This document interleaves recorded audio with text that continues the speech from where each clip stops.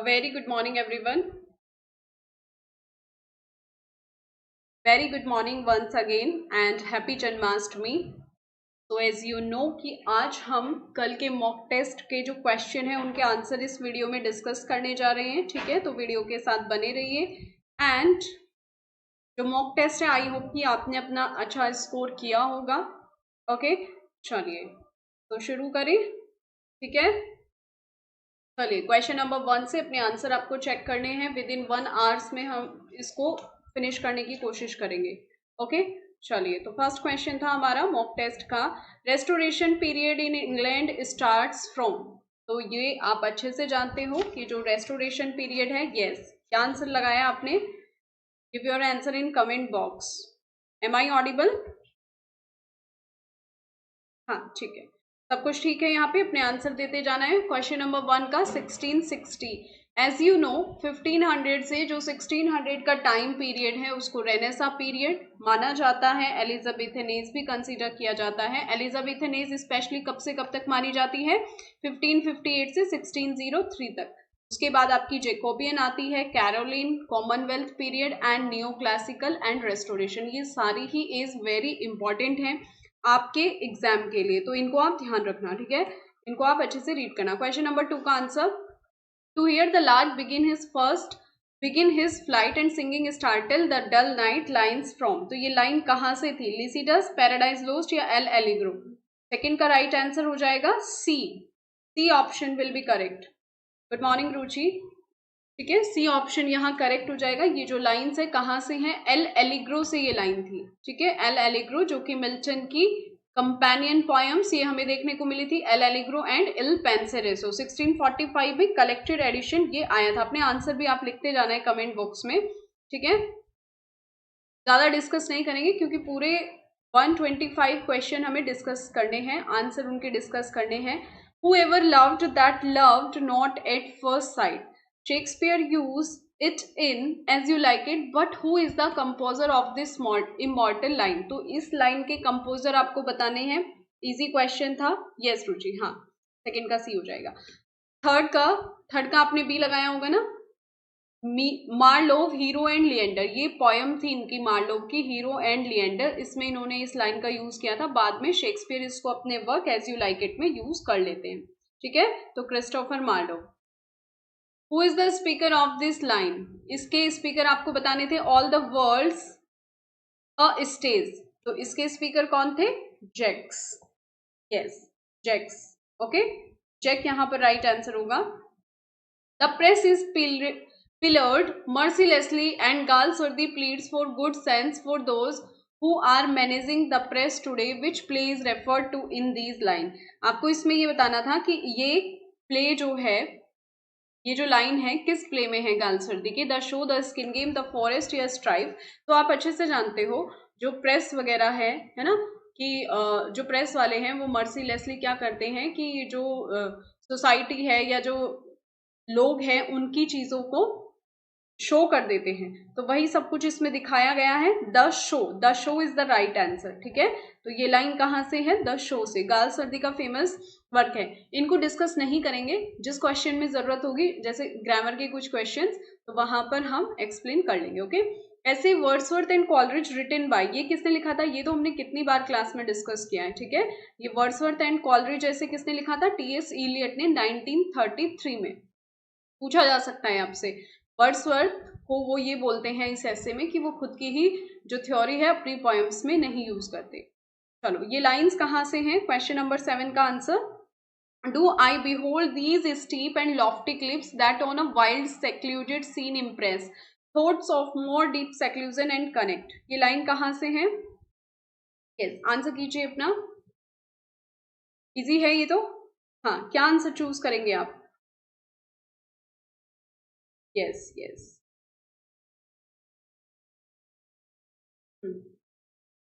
Answer choose कीजिए। Okay, ठीक है, हाँ, ये तो सभी का ठीक होना चाहिए। टिंटन एबे से लाइन है, टिंटन एबे पोयम आपको अच्छे से रीड कर लेनी है, ठीक है। टिंटन एबे इज द राइट आंसर।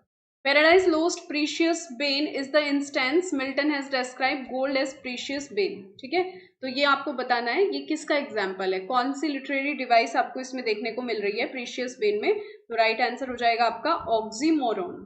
ठीक है, प्रीवियस ईयर में ये क्वेश्चन पूछा गया था। Question number 9, a voice so thrilling never was heard in spring time from the cuckoo bird breaking the silence of the seas. Question number 9 का answer क्या किया होगा आपने, टिंटन एबे, सॉलिटरी रीपर, इमॉर्टेलिटी ऑड। तो ये जो लाइंस हैं ये कहाँ से हैं, answer B is the correct, solitary reaper. ठीक है, ये एक विमेन का सॉन्ग है जो कि कुकू बर्ड के सॉन्ग से भी कहीं अधिक ज्यादा अच्छा गाती है, उसकी जो कॉल है वो ज्यादा मेलोडियस है। ठीक है, क्वेश्चन नंबर 10, मिलाते जाना है, अपने मैच करते जाना है मॉक टेस्ट के आंसर जो आपने लिखे होंगे। Have forfeited their ancient English dower of inward happiness, we are selfish men who raise us up, return to us again and give us manners, virtue, freedom, power. कहाँ से ये lines हैं, Tintern एबे, London 1802, immortality odd. इसमें क्या बोल रहे हैं कि हम सेल्फिश मैन, तो ये किसने बोला है, किसने बोला है, वर्ड्सवर्थ ने बोला है, किसको, मिल्टन को, किसमें, लंदन 1802 में। ठीक है, conceit and wit are the features of, किस टाइप की पोइट्री के ये फीचर्स है, कॉन्सीट एंड विट किस टाइप की पोइट्री में आपको देखने को मिलते हैं। Very good morning Pankaj. ठीक है, तो ये आपको बताना है कॉन्सीट एंड विट किस टाइप की पोइट्री में आपको देखने को मिलेंगे, तो ये आपको देखने को मिलेंगे मेटाफिजिकल पोइट्री में। राइट आंसर था मेटाफिजिकल पोइट्री। ठीक है, फादर जॉन डन कंसीडर किए जाते हैं। Okay, so next question is mark incorrect features of LAG. ठीक है, आपको इसमें से एलएजी का इनकरेक्ट फीचर्स मार्क करना था, तो ये हम क्लास में भी डिस्कस कर चुके हैं। इसी तरह के क्वेश्चन 2-4 क्वेश्चन आपको देखने को मिल जाएंगे। लाइक ये फॉर्मल होती है, सस्टेन पोयम है और मॉर्निंग या लेमेंटेशन पर लिखी जाती है। हाँ, ये जो विलाप करते हुए, ठीक है, यानी कि जो अपना कोई लव्ड वंस होता है उसके चले जाने पर लिखी जाती है विलाप करते हुए। It is judged by its theme and subject matter. Yes, ये भी करेक्ट है। It ends with a mournful note along with joy, नहीं, it ends with a mournful note के साथ तो ठीक है, अलोंग विद जॉय, जॉय थोड़ी होता है, क्या होता है, कॉन्सोलेशन होती है ना, सांत्वना टाइप होता है। It explore questions about death और मॉर्टेलिटी। यस, ठीक है, तो ये आपको ध्यान रखना है। Identify the incorrect statement about Gothic novel. इसमें से आपको इनकरेक्ट स्टेटमेंट आपको चूज करना था गोथिक नॉवल में से। ठीक है, तो कौन सा इनकरेक्ट था, the pre romantic novel of terror, the supernatural great sensation of horror, wonder, witchcraft, ये तो एक गॉथिक नॉवल के हो जाते हैं। Yes Pankaj, yes, okay, you are right. ठीक है, तो ये सब तो इसकी फीचर्स हैं गॉथिक नॉवल के। Setting used to be in the modern period, often in gloomy ruin buildings. Modern period में थोड़ी इसकी सेटिंग है, इसकी सेटिंग कहाँ मानी जाती है, सेटिंग मिडिवल पीरियड में। ठीक है, जो गॉथिक वगैरह नॉवल थे वो मिडिवल पीरियड में लिखे जाते थे, मीन सेटिंग उनकी ग्लूमी रूइन बिल्डिंग्स होती थी। Medieval period is the right answer. Horace Walpole, the castle of Otranto, Clara Reeve, the old English Baron, Matthew Lewis, Ambrosio और द मॉन्क, ये सभी गॉथिक नॉवल के एग्जाम्पल हो जाते हैं। Okay, Milton composed paradise regained 1671 at his cottage. तो Milton की वो कॉटेज बतानी है आपको जहां पर उन्होंने पैराडाइज रीगेन्ड, जो कि 1671 में उनका ये वर्क सैमसन एगोनिस्ट के साथ आया था। तो उनकी कॉटेज का नाम the morning star, evening star, gospel of Luke या चालफोन सेंट गाइल्स। यस, हाँ, वेल डन पंकज। ठीक है, ओके ओके, आंसर नहीं कर रहे हो, दिया नहीं है क्या, मॉक टेस्ट करा नहीं है क्या आपने सॉल्व, मैंने टेलीग्राम पे आपको क्वेश्चन शेयर किए थे। ये रेस्पॉन्स रहता है आप लोगों का, है ना, फिर कहते हो कि मैम आप मॉक टेस्ट नहीं दे रहे हो, मैम आप ये नहीं कर रहे हो। रेस्पॉन्स इतना वो है ना, एक आध को छोड़ के रेस्पॉन्स आपका बिल्कुल नेगेटिव है। ठीक है, इस तरह से तो फिर जो ऐसा लगता है ना कि मेहनत कर रहे हैं तो वेस्ट है वो मेहनत। ठीक है ना, ये सही है, ये सही बोला जाता है कि अगर आप किसी को फ्री में कुछ देते हो ना तो उसकी वैल्यू नहीं होती है, आप चार्ज करो, वैल्यू उसी की होती है ना। जहां आपसे 500,000 रुपए मॉक टेस्ट के लिए चार्ज किए जाएंगे, आप वहां भाग भाग कर जाते हो, है ना, ये रियलिटी है, बिटर ट्रुथ इसको बोलते हैं। अगर आप कहीं पैसे दे रहे हो ना तो वहां आप फुल डिग्निटी से काम करोगे, और अगर ऐसे आपको कुछ इजीली मिल रहा है ना तो आप सोच रहे हो कि क्यों मिल रहा है इजीली, उसकी कोई कदर नहीं होती है ना। यही बात है। चलो, it's your choice what you choose. ठीक है, जैसा आपका रेस्पॉन्स ऐसा ही इधर से मेरा रेस्पॉन्स रहेगा। ओके, सो क्वेश्चन नंबर 14, आज इस मॉक टेस्ट में आज भी आपको कुछ ना कुछ सीखने को ही मिलेगा, ऐसा नहीं है। और आप जितनी प्रैक्टिस करोगे ना, ये आपके एग्जाम के लिए उतना ही बेनिफिशियल है। आपको पता है कि ध्यान कहीं यूपीएलटी में, जीआईसी में, यूपी टीजीटी, यूपी पीजीटी, आपका जो फोकस है, अगर कोई पीजीटी स्टूडेंट है तो वो सिर्फ उस पर ही फोकस करे, नहीं तो आपके हाथ से सारे एग्जाम निकल जाएंगे, आप एक भी अच्छे से, तो फोकस सिर्फ एक एग्जाम पर रखो जिसे आप अच्छे से कर पाओ। ओके, तो इसका आंसर 14 का आंसर किया सी, चेल्फोन सेंट गाइल्स। ठीक है, ये होगा आपका चेल्फोन saint Giles 1671 by John Maycock. Yes, C will be the right answer. Others abide our question. Thou art free. Thou stands for, तो ये तो easy question है। Thou stand for Shakespeare. Thou किसको बोल रहे हैं? वो शेक्सपियर को बोल रहे हैं। ठीक है, bye Matthew Arnault. Matthew Arnault ने ये वर्क लिखा था शेक्सपियर। ठीक है, Who are the two main characters in the Two Noble Kinsmen? Shakespeare का फेमस वर्क है, और जो मेन कैरेक्टर्स है यानी कि लीड कैरेक्टर्स पूछे हैं। ठीक है, मेन कैरेक्टर्स का मीन्स है कि लीड कैरेक्टर्स कौन है, लीडिंग कैरेक्टर्स। तो लीडिंग कैरेक्टर्स किस पर मार्क करोगे आप? आर्साइट एंड पेलेमन। ठीक है, answer will be A. Next question, in Chancery what does, देखो ये क्वेश्चन इतना इंपॉर्टेंट है ना, क्वेश्चन नंबर 17। अगर ये क्वेश्चन किसी ने सही किया होगा ना, मीन्स आपने बहुत अच्छे से प्रिपेयर किया है। In Chancery what does Soames Forsyte obsession with possessing Irene symbolize in the broader context of the Forsyte families values and social mobility. यानी कि यहाँ पे ये पूछा है कि जो इन चांसरी वर्क है जॉन गाल्सवर्दी का, उसमें सॉम्स फोरसाइट का जो ऑब्सेशन है इरीन को लेकर, ठीक है, वो कहाँ से सिंबलाइज किया है उन्होंने, foresight family values and social mobility उसमें शो करते हैं। Thanks Pankaj, thank you very much. ठीक है, तो ये देखो, ये जो इन चांसरी है इसमें जो जॉन गाल्सवर्दी है वो कहाँ पहुंच जाते हैं, विक्टोरियन एज में पहुंच जाते हैं। ठीक है, अभी हमने वो पोएम की नहीं है। ठीक है, उस पोएम को हम करेंगे, रॉबर्ट ब्राउनिंग की माई लास्ट डचेस। तो उसमें आपको देखने को मिलेगा कि जो ये सोसाइटी है यानी कि उसमें जो ड्यूक है वो किस तरह से अपनी डचेस को रखना चाहता है, एक चीज कंसीडर करता है। जैसे कोई चीज होती है ना और हम उसे ट्रीट करते हैं जैसे हमारा मन करे, तो वो अपनी वाइफ को या फिर जो उस एरा में जो विमेन वगैरह होती थी उनको इसी तरह से कंसीडर किया जाता था। तो जॉन गाल्सवर्दी ने इन चांसरी में जो सॉम फोरसाइट का कैरेक्टर है वो इसी तरह का दिखाया है। वो इरीन को किस तरह से सिंबलाइज करता है, उसको इस तरह से मानता है जैसे कोई थिंग हो। ठीक है, जैसे कोई चीज हो। तो the perpetuation of Victorian ideals is the right answer. ठीक है, तो यानी कि Irene symbolize in the broader context of the Forsyte families values and social mobility. तो ये जो ऑब्सेशन है सॉम्स फोरसाइट का, ये विक्टोरियन को आइडल मानकर उस तरह का इसका ऑब्सेशन उन्होंने इसमें शो किया है कि सोम्स इरीन को क्या समझता था, यही तो समझता था कि मेरे साथ रहे, सिर्फ मुझ पर ध्यान दे, मेरे हिसाब से चले, है ना। तो यही सब चीजें कहाँ से प्रेरित हैं, विक्टोरियन आइडल से। So right answer will be third. ठीक है, चलो, the line there is a special providence in the fall of sparrow.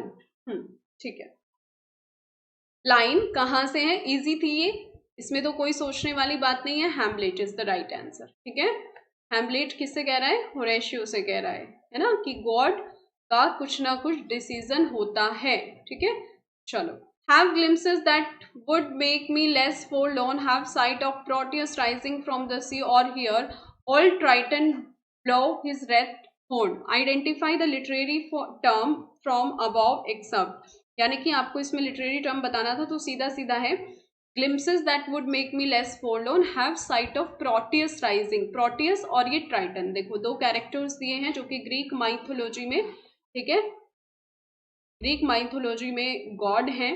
Proteus rising from the sea, Triton blow his wreathed horn. तो ये किस चीज का एग्जाम्पल हो जाएगा यहाँ पे, हाँ ठीक है पंकज, ये हो जाएगा आपका अल्यूजन का example. Right answer will be allusion.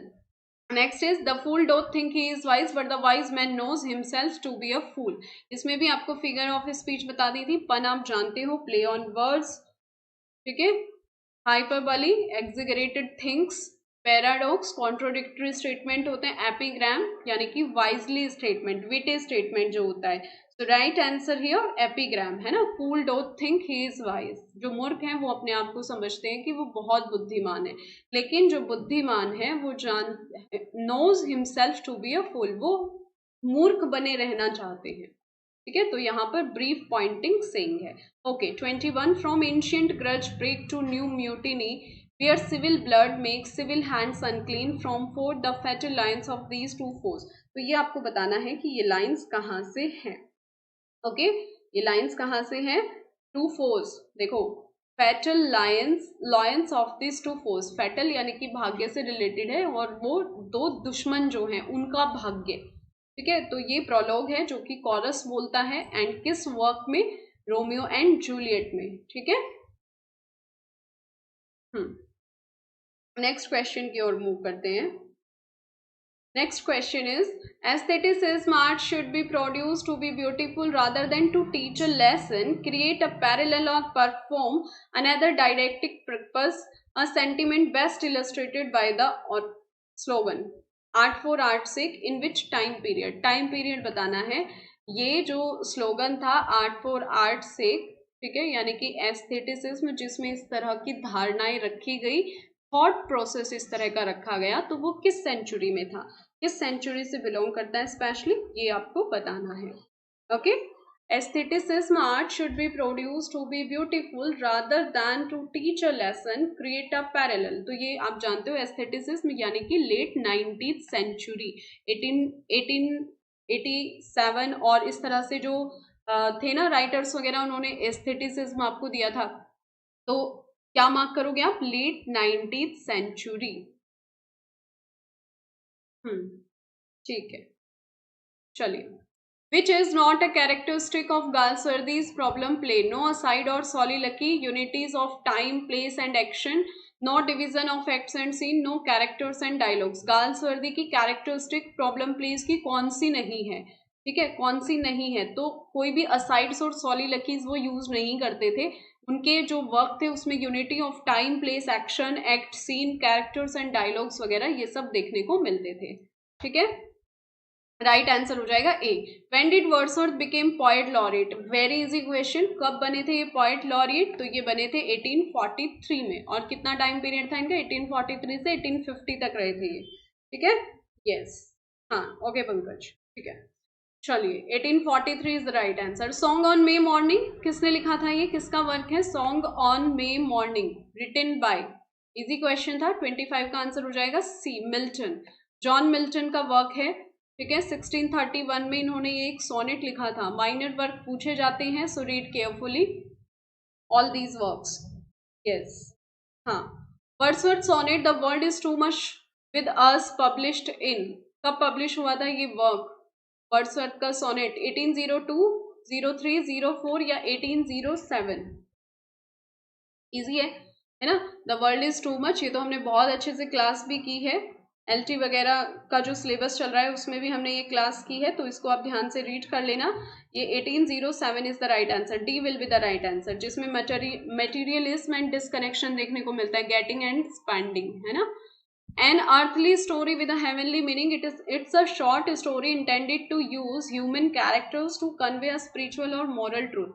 अब हमने क्लास में डिस्कस किया था कि जिसमें ह्यूमन कैरेक्टर स्पेशली आपको लिख के दे दिया जाए, शॉर्ट स्टोरी जिसका क्या इंटेंशन होता है, use human characters to convey a spiritual और moral truth, that is called parable.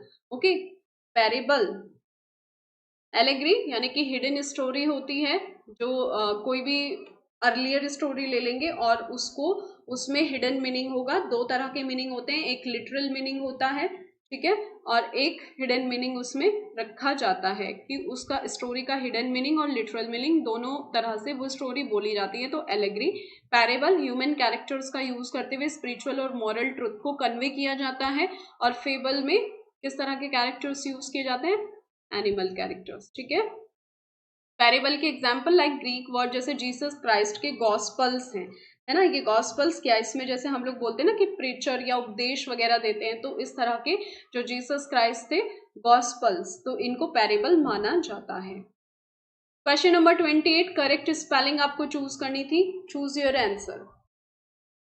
ठीक है, करेक्ट स्पेलिंग आपको चूज करनी थी, तो कौन सी स्पेलिंग पर आप जाएंगे? देखो कॉनॉइसर है ना, तो इसका राइट आंसर हो जाएगा डी, यानी कि डबल एन बनेगा और डबल एस बनेगा। नोट दिस स्पेलिंग पूछी जा सकती है, CONNOISSEUR, कॉनॉइसर। ठीक है। Fear of crowds, what do you से, क्या होगा? Fear of crowds, yes yes, हाँ 1843। फियर ऑफ क्राउड्स, डेमोफोबिया, ओक्लोफोबिया, लैलोफोबिया, ये बहुत ए भी, ये डेमोफोबिया और ओक्लोफोबिया दोनों को ही बोला जाता है फियर ऑफ क्राउड्स। ठीक है, ध्यान रखना, दोनों वर्ड यानी कि भीड़ से डरना, दोनों ही वर्ड इसी कॉन्टेक्स्ट में यूज होंगे। और लैलोफोबिया क्या होता है? लैलोफोबिया होता है फियर ऑफ स्पीकिंग, बोलने से डर लगना, है ना, बोलने का भय। जैसे कभी कभी किसी किसी को होता है ना फियर, मैंने होता है ना कि स्टेज पर नहीं जाते, तो उसको बोलेंगे lalophobia. Choose correct spelling. Supersede, yes, which one is your answer? तो इसमें SUPERSEDE, ठीक है, सुपरसेडिंग, SEDE वाला करेक्ट होगा। C option will be right here, जिसका मीन्स होता है रिप्लेस या सब्सटीट्यूट। सुपरसेडिंग का क्या मीन्स होता है? कि सब्सटीट्यूट, किसी चीज का रिप्लेसमेंट, सब्सटीट्यूट। ठीक है, your answer is C. Next 31, आपको इसमें से करेक्ट स्पेलिंग चूज करनी थी। Besmirch, benediction, beneficent, benevolence, which one is your answer?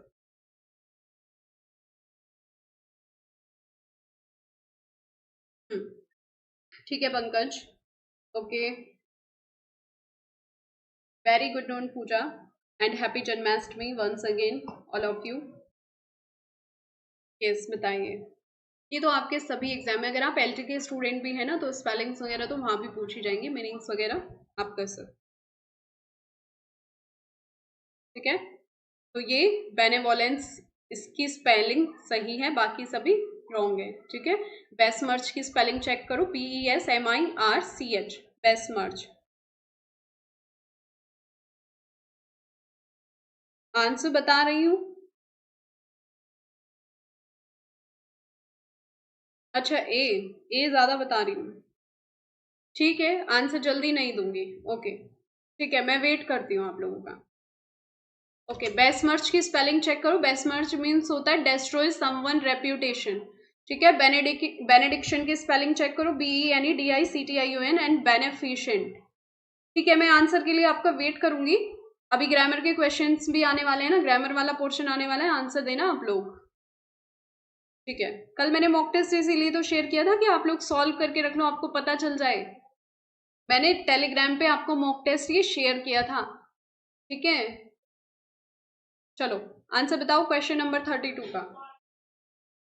Yes, ठीक है ठीक है, आपको इंडिपेंडेंस की स्पेलिंग चूज करनी है। Choose correct spelling of independence.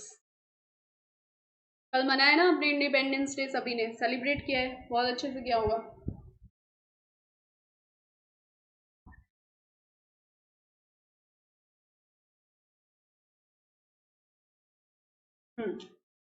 बताइए, टाइप कीजिए फास्ट फास्ट, इजी है।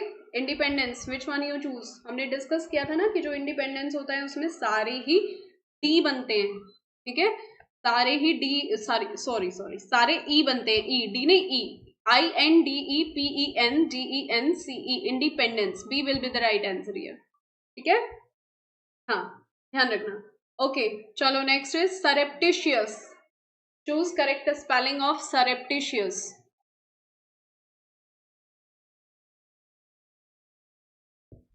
बी, जो इंडिपेंडेंस होता है उसमें सारे ई बनते हैं, ई चूज होते हैं। ठीक है, सरप्टिशियस की स्पेलिंग चूज करो। दिया नहीं होगा आपने मॉक टेस्ट, इसीलिए बोल रहे हो मैम रुक जाओ, आंसर मत बताओ। यस, इसी तरह के वर्ड्स की स्पेलिंग आएगी, तो स्पेलिंग की प्रैक्टिस कर लेनी है अच्छे से। ठीक है, सरप्टिशियस, विच वन यू चूज? यस, इसमें होगा आपका आंसर ए। सरप्टिशियस मीन्स होता है कुछ भी सीक्रेटली करना। Note down the spelling SURREPT। सरप्टिशियस TIOUS, यानी कि कोई भी चीज कैसे करना, सीक्रेटली करना। ठीक है, कोई भी चीज चुपचाप करना, गुप्त रूप से करना, सरप्टिशियस। चूज इनकरेक्ट, इसमें भी आपको इनकरेक्ट स्पेलिंग चूज करनी है, किस वर्ड की स्पेलिंग इनकरेक्ट है। मिसचेवस, एक्विजिशन, ऑर्डिनेंस, इंसिडेंटली। यस, बताइए।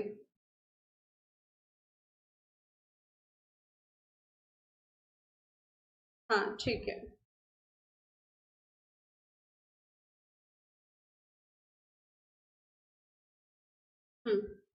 चूज इनकरेक्ट स्पेलिंग,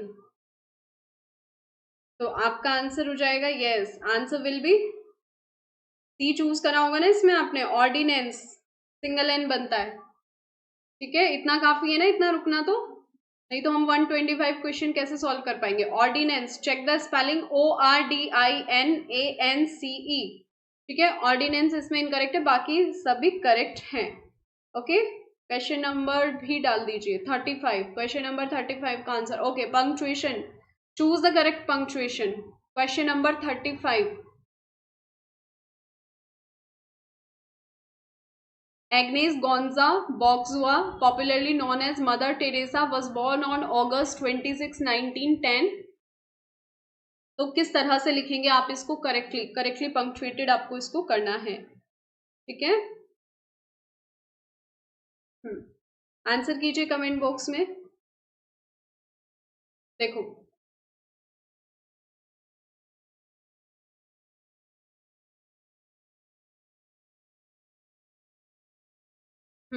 ठीक है, बी ऑप्शन इसमें करेक्ट होगा। पेरेंथेसिस का यूज करेंगे क्योंकि ये जो है ना नेम, एग्नेस गोंजा बॉक्सुआ, ठीक है, ये मदर टेरेसा का नाम है, और मदर टेरेसा का रियल नेम ये था, और वो फेमस किस नाम से थी, मदर टेरेसा से। तो जब इस तरह से लिखते हैं तो इस तरह के सेंटेंस को पेरेंथेसिस के अंदर लिखते हैं। ठीक है, parenthesis, popularly known as Mother Teresa, तो ये पेरेंथेसिस, ये दिख रहा है ना आपको, जिनको आप क्या बोलते हो, ब्रैकेट। ठीक है, was born on August 26, 1910। So B option will be correct here. ठीक है, बी ऑप्शन पर आप जाओगे, पेरेंथेसिस का यूज होगा। Okay, now the grammar question. Grammar ही है, पंक्चुएशन बतानी है, करेक्ट फॉर्म में कौन सा लिखा हुआ है। Ashleen my sister's daughter came home today, कौन सा चूज किया आपने। एशलीन जो कि मेरी सिस्टर की डॉटर है, आज घर आई थी। सी ऑप्शन तो वैसे ही इनकरेक्ट हो गया, क्वेश्चन मार्क लगा दिया इन्होंने, एलिमिनेट कर लो। ठीक है, सी ऑप्शन तो इनकरेक्ट हो गया वैसे ही। डी वैसे कट जाता है, देखो एशलीन माई सिस्टर सीधा सीधा लिखा हुआ है, तो डी भी कट हो गया। ए और बी में से चूज करो अब। Ashleen my sister's daughter came home today, या एशलीन माई सिस्टर्स डॉटर, उसके बाद कोमा आएगा, फिर लिखा जाएगा केम होम टूडे, क्या चूज करेंगे आप। Right answer will be A. Yes, यही करेक्ट फॉर्म है लिखने की। ठीक है, कैसे लिखोगे, एशलीन कोमा माई सिस्टर्स डॉटर, अपॉस्ट्रॉफी एस, यानी कि मेरी सिस्टर की बेटी, और फिर कोमा केम होम टुडे, आज आई थी। Okay, A will be correct here. Yes Pooja. Next, eschew means, eschew का मीन्स बताना है, ESCHEW, eschew means embrace, embrace होता है गले लगाना, एक्सेप्ट, परस्यू या avoid, which one you choose. हाँ ठीक है पंकज, 36 का ए करेक्ट हो जाएगा। ओके, हाँ ठीक है पूजा, बताइए। Yes, choose your answer. Eschew vocab word है, तो एस्च्यू मीन्स होता है अवॉइड करना। ठीक है, D option will be correct here, D option will be correct here. Sanctum sanctorum, choose, क्या होता है सैंक्टम सैंक्टोरम का मीनिंग,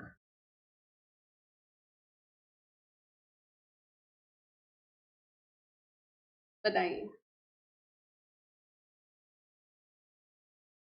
यस, सी ऑप्शन यहाँ करेक्ट हो जाएगा। यस, सैंक्टम, सैंक, सैंक, ये जो ये रूट वर्ड होता है सैंक, ठीक है, इसका मीन्स होता है पवित्र, होली।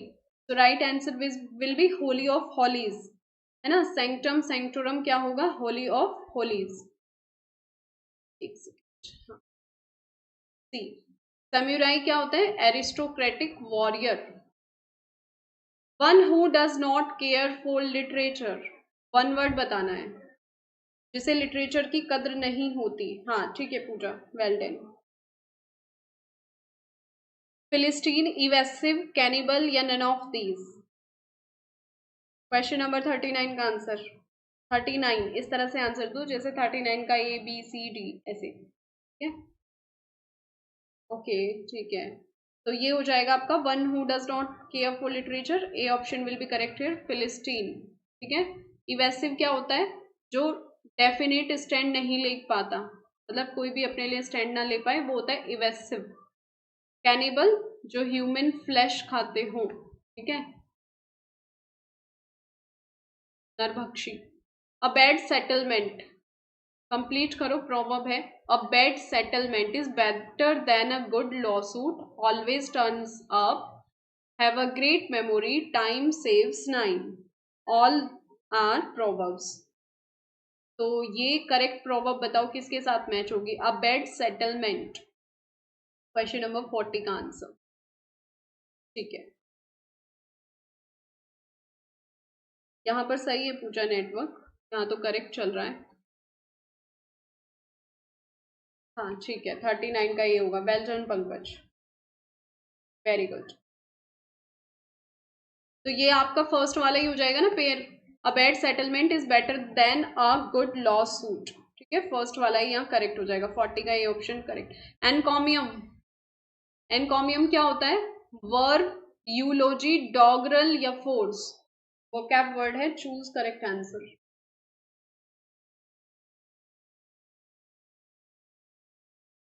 एनकॉमियम मीन्स होता है, यस क्या समझे, यूलोजी, प्रशंसा करना, ठीक है, यूलोजी। इसके एंटोनिम हो जाएंगे क्रिटिसाइज करना, डिनंसिएशन करना, कंडेमनेशन, डिस्पैरेजमेंट, विलिफिकेशन, ये सभी एंटोनिम्स हो जाएंगे किसके, यूलोजी के या एनकॉमियम। एनकॉमियम मीन्स होता है प्रेज करना, प्रशंसा करना, एडमायर करना, ठीक है। चलो, direct indirect, change into indirect, वैसे भी इजी था ये।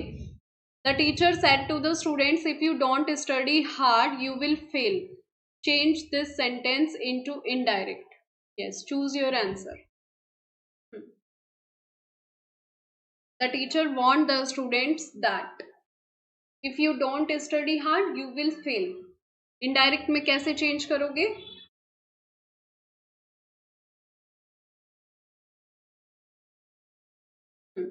Very good. ठीक है. Which one is your answer? Yes.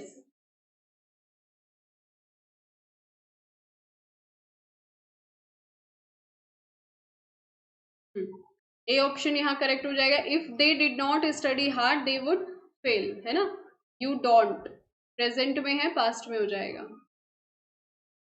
और विल का क्या कर लोगे, वुड कर लोगे, ठीक है। Next, she exclaimed what a wonderful opportunity this is. Exclamatory sentence में आपको इसको चेंज करना है, तो कैसे किया आपने इसको चेंज, यूलॉजी, ईयू, इकोलॉजी नहीं, इकोलॉजी तो बहुत डिफरेंट वर्ड हो जाएगा, यूलॉजी होता है। She exclaimed what a wonderful opportunity this is, indirect में कैसे चेंज करोगे, she exclaimed that it was a wonderful opportunity, it is a wonderful opportunity, what a wonderful opportunity it was. अब देखो ये एक्सक्लेमेटरी सेंटेंस है, what a wonderful opportunity this is, जब आप इसका डायरेक्ट बनाओगे तो शी एक्सक्लेम दैट, अब देखो ये तो गलत हो जाता है, व्हाट, है ना, ऐसे तो नहीं रहेगा, दैट के बाद वॉट तो यूज नहीं करोगे आप, तो ये तो कट हो गया। यहाँ पे what a wonderful opportunity this is है ना, प्रेजेंट में है, पास्ट में कर लो, क्या हो जाएगा, it was a wonderful opportunity, तो A option will be correct here, yes, A option यहाँ करेक्ट हो जाएगा, it was a wonderful opportunity, easy था। He said let us not jump to conclusions, indirect में चेंज करना है आपको इस सेंटेंस को, कैसे किया आपने, क्या आंसर चूज किया था आपने, Yes, choose your answer. They should not jump to conclusions. They must not jump to conclusions. या he did not jump to conclusions. बताइए. ठीक है विक्रांत. ओके. 43 का आंसर कीजिए. He said, let us not jump to conclusions. Let से बनाए ना sentence. Let us. Yes, very good Pankaj. हाँ, ये हो जाएगा. They should not jump to conclusion. They should not jump to conclusions. ठीक है. A. The doctor said you must take this. Choose your answer. हाँ ठीक है. सही चल रहा है. कंफर्म कर देना एक बार ना.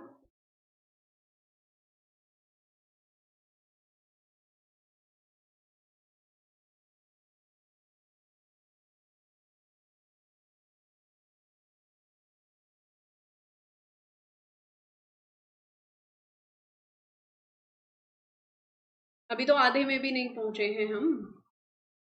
Fast fast. अभी ठीक चल रही है ना स्ट्रीम. यस, अभी क्लियर है. The doctor said you must take this medicine. What answer you choose?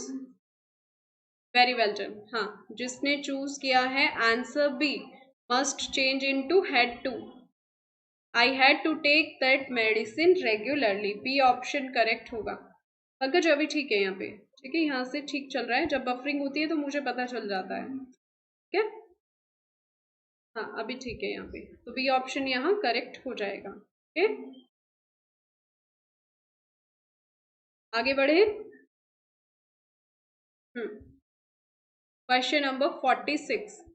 The manager asked have you finished the report. Indirect में चेंज करना है. Yes Vikrant, well done. हाँ, मस्ट चेंज हो जाता है ना हैड टू में. ठीक है, must change into had to.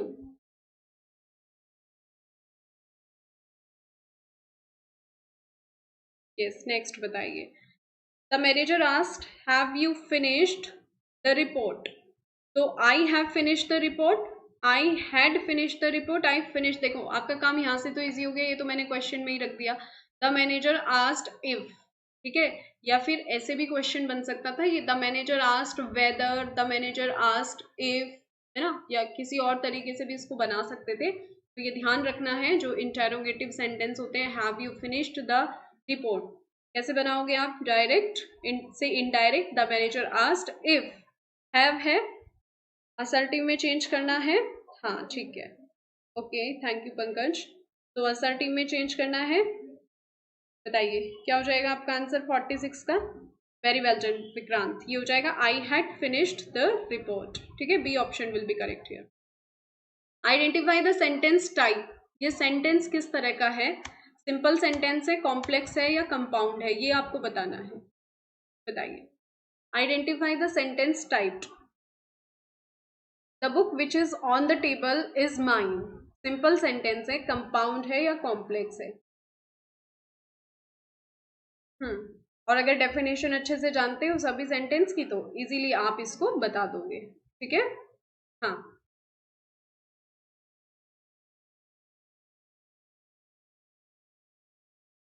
Simple sentence क्या होते हैं? जिसमें सब्जेक्ट और वर्ब होती है. ठीक है, एक ही क्लोज होती है. कंपाउंड एंड कॉम्प्लेक्स जानते हो अच्छे से तो आइडेंटिफाई कर लोगे इजीली. क्या है इसमें? देखो सेंटेंस रीड करो. The book which is on the table, जो कि टेबल पर है वो मेरी है. Yes, simple sentence. Sorry, complex. Complex simple नहीं, कॉम्प्लेक्स. द बुक की जो बुक है which is on the table is mind, यानी कि एक डिपेंडेंट क्लोज और एक इंडिपेंडेंट क्लोज. तो यहाँ पर क्या होगा? कॉम्प्लेक्स. हाँ, very good Pankaj. Complex sentence है ना, जिसमें एक डिपेंडेंट क्लोज होती है, एक इंडिपेंडेंट क्लोज. डिपेंडेंट यानी कि जो डिपेंड रहती है, डिपेंडेंट होती है, और इंडिपेंडेंट यानी कि जो खुद स्वतंत्र रहती है, मीन्स जिसका मीनिंग कंप्लीट होता है. ठीक है, तो complex is the right answer. Very well done. हाँ, transform the sentence she is too weak to walk into a complex sentence. इस सेंटेंस को आपको ट्रांसफॉर्म करना है.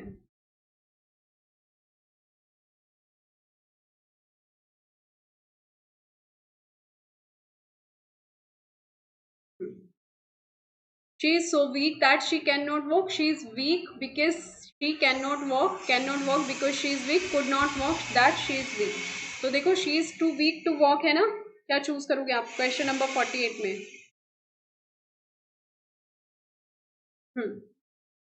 ऐसे सेंटेंस किससे बना देते हैं? सो आंसर क्या हो जाएगा? A, answer will be A, she is so weak that she can not walk. ठीक है, ट्रांसफॉर्मेशन के सेंटेंस भी आपको देखने को मिलेंगे। ट्रांसफॉर्म द सेंटेंस, ये बहुत अच्छा क्वेश्चन है और इसको आपको चेंज करना है। I have never seen such a beautiful sunset, आपको इसको कंपैरेटिव में चेंज करना है। ठीक है, कंपैरेटिव सेंटेंस में नहीं, यहाँ पर ए ऑप्शन करेक्ट होगा 48 में।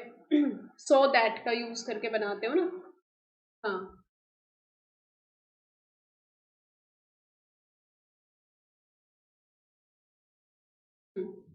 I have never such a beautiful sunset, comparative sentence में जब बनाओगे तो the sunset is more beautiful than any I have scene, the sunset is the most beautiful, तो मोस्ट तो सुपरलेटिव का हो गया ना, तो ये तो आंसर को रॉन्ग हो जाएगा, बी तो नहीं होगा। I have seen more beautiful sunset than this, okay इसको देखेंगे हम।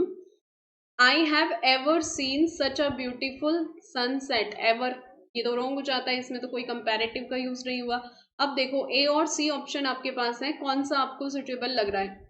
मोर देन है ना, दोनों में है, बट आप सेंटेंस के अकॉर्डिंग चूज करो।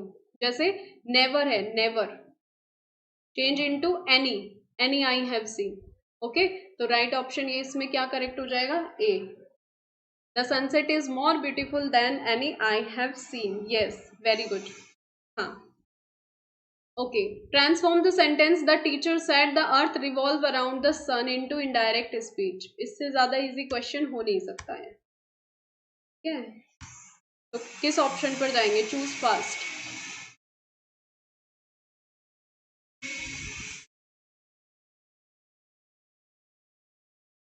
The teacher said that the earth revolves around the sun, that the earth revolved around the sun, teacher said the earth revolves around the sun, क्या option आप चूज करेंगे? देखो C option में the teacher said the earth revolves around the sun, क्या wrong लग रहा है आपको इसमें? दैट नहीं लगाया ना, द लगाया है, सिर्फ दैट का यूज छोड़ दिया तो ये रॉन्ग हो गया है। सेकेंड ऑप्शन देखो, the teacher said that the earth revolved around the sun, क्या ये सही होगा?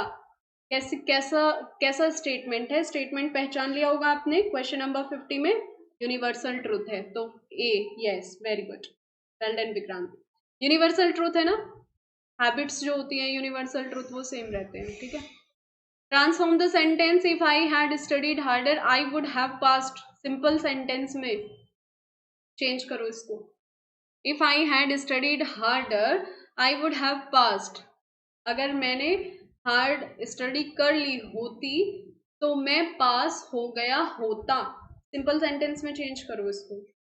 ए चूज करोगे, बी चूज करोगे, सी चूज करोगे या डी चूज करोगे?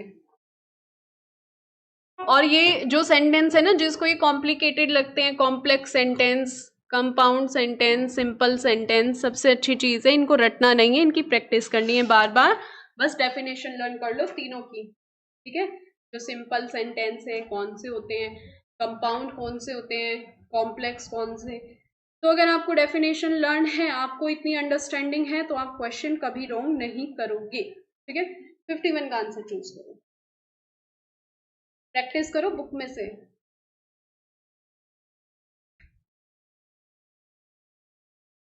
क्या चूज किया, किसी ने चूज किया क्वेश्चन नंबर 51? क्या होता है सिंपल सेंटेंस? पहले आपको डेफिनेशन इसकी पता होनी चाहिए। किसी ने दिया आंसर?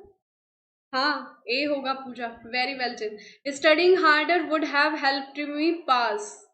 ठीक है, सिर्फ सब्जेक्ट वर्ब एक क्लोज होगी बस। ठीक है, तो सिंपल सेंटेंस का करेक्ट आंसर क्या होगा? A, A will be the correct answer. I would have passed if I studied harder, ये तो रॉन्ग ही हो जाएगा। ठीक है, मैं पास हो गया होता, कॉम्प्लेक्स का एग्जाम्पल है। I passed because I studied, देखो बिकॉज यूज कर दिया, ये भी नहीं सिंपल, सिंपल कैसे हो जाएगा? इसमें एज यूज कर दिया, सिंपल नहीं होगा, है ना। Studying harder would have help me pass. ठीक है, चलो the researcher is delving, preposition question है, the complexities of quantum physics, बताइए। हाँ, ए ऑप्शन करेक्ट होगा, बताइए। ग्रामर क्वेश्चन में ही टाइम लेंगे, लिटरेचर के फास्ट फास्ट करेंगे क्योंकि हमें 125 करने, 52 हो गए हैं हमारे। 1 आवर में बोला था लेकिन ऐसे होता नहीं है ना, एक्सप्लेनेशन होती है तो फिर टाइम लगता है। क्वेश्चन नंबर 52 का आंसर करो।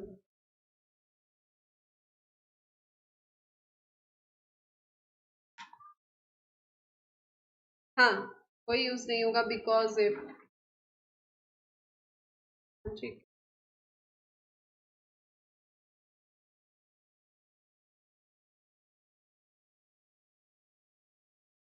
डेल्विंग, डेल्विंग अपने साथ इनटू लेता है ना, delving into the complexity of quantum, तो ए ऑप्शन यहाँ करेक्ट हो जाएगा। ठीक चल रही है ना स्ट्रीम अभी? हाँ ठीक है। The artist use of colour is characteristic dash और स्टाइल, इसमें भी आपको प्रपोजिशन चूज करनी है, करेक्ट प्रपोजिशन, इनटू यूज होगा, करेक्ट प्रेपो यूज करो।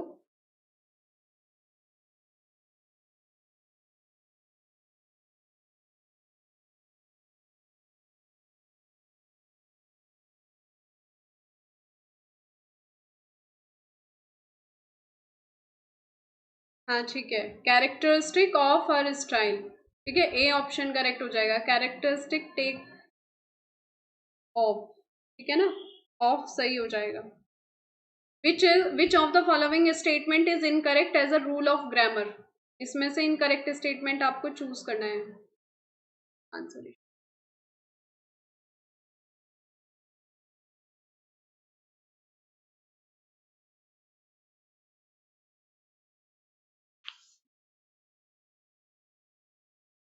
ठीक है, 50, अब आपको आंसर करना है 54 का। Shall with the subject in the second person and third person introduce the idea of compulsion, yes shall, shall का मीन्स किस में लगाते हो आप, चाहिए के सेंस में ना, तो आइडिया ऑफ कंपल्शन में यूज होता है कि यू शुड डू दैट, कि तुम्हें ये करना चाहिए, कंपल्शन है ना, तो ये बिल्कुल स्टेटमेंट सही है आपका फर्स्ट वाला। Will with the subject in the first person expresses a bleak sense, क्या bleak sense of determination represent करता है विल, ठीक है, तो यही इनकरेक्ट है यहाँ पे, bleak sense of determination present नहीं करता, ये वर्ड यहाँ पर रोंग दिया है उन्होंने, ठीक है, ब्लीक सेंस नहीं, स्ट्रॉन्ग सेंस ऑफ डिटर्मिनेशन, ठीक है।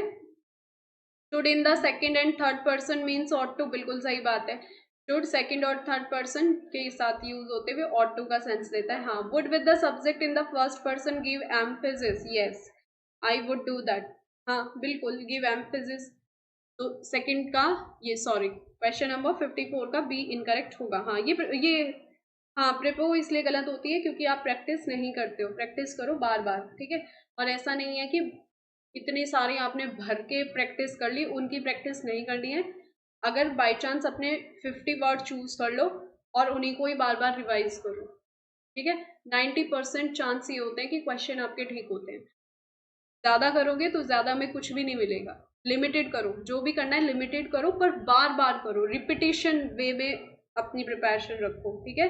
क्वेश्चन नंबर 55 का आंसर दो। What a piece of work is man, how noble in reason, how infinite the faculty, ये तो लिटरेचर का क्वेश्चन है, इसमें बिल्कुल भी टाइम वेस्ट नहीं करेंगे, ठीक है। हाँ ठीक है, तो ये जो what a piece of work is man, कहाँ से लाइन थी ये थी आपकी हैमलेट से, ठीक है, एक्ट 2 सीन 2 में हैमलेट बोल रहे हैं कि किस तरह की कारीगरी है man, Duster means vocab word. चलो आंसर करो, क्या लगाया था आपने क्वेश्चन नंबर 56 का आंसर, डस्टर्ड, क्या चूज किया था?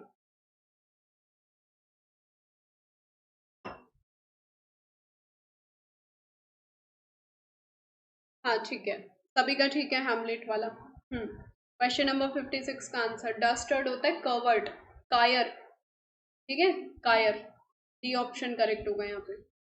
क्रेवन बोल दोगे, पॉल्ट्रून भी बोल दोगे, स्काउंड्रल बोल दोगे, और ट्रेटर, देशद्रोही, ठीक है, ये सब यूज कर लोगे इसके लिए। डेस्टिट्यूट तो होता है कि जो बहुत ज्यादा गरीब हो, इम्पॉवरिश्ड हो, है ना, बिल्कुल मतलब कुछ भी ना हो उसके पास।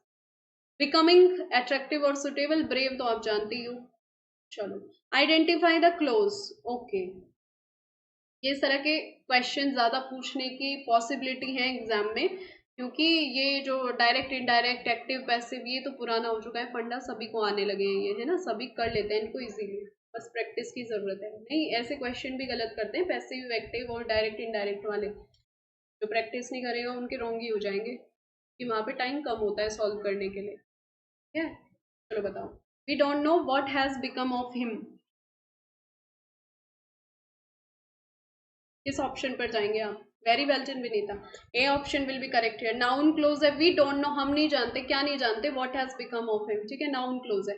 आई asked him how old he was, बताओ किस ऑप्शन को चूज करेंगे आप? हाँ, नाउन क्लोज है, ठीक। 58 का आंसर करो। आई asked him how old he was, मैंने उससे पूछा, क्या पूछा, कि वो कितने साल का है, तो इसमें भी सेम होगा, नाउन क्लोज। लिख दिया है आंसर, वेल डन प्रिया।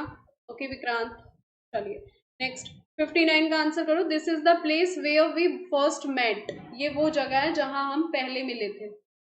59 में क्या चूज करोगे आप?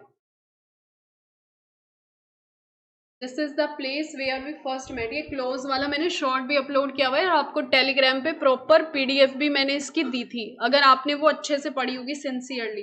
अगर मैं कुछ शेयर कर रही हूँ ना, तो उसका कोई ना कोई मतलब होता है, ठीक है, तो ध्यान से पढ़ लिया करो।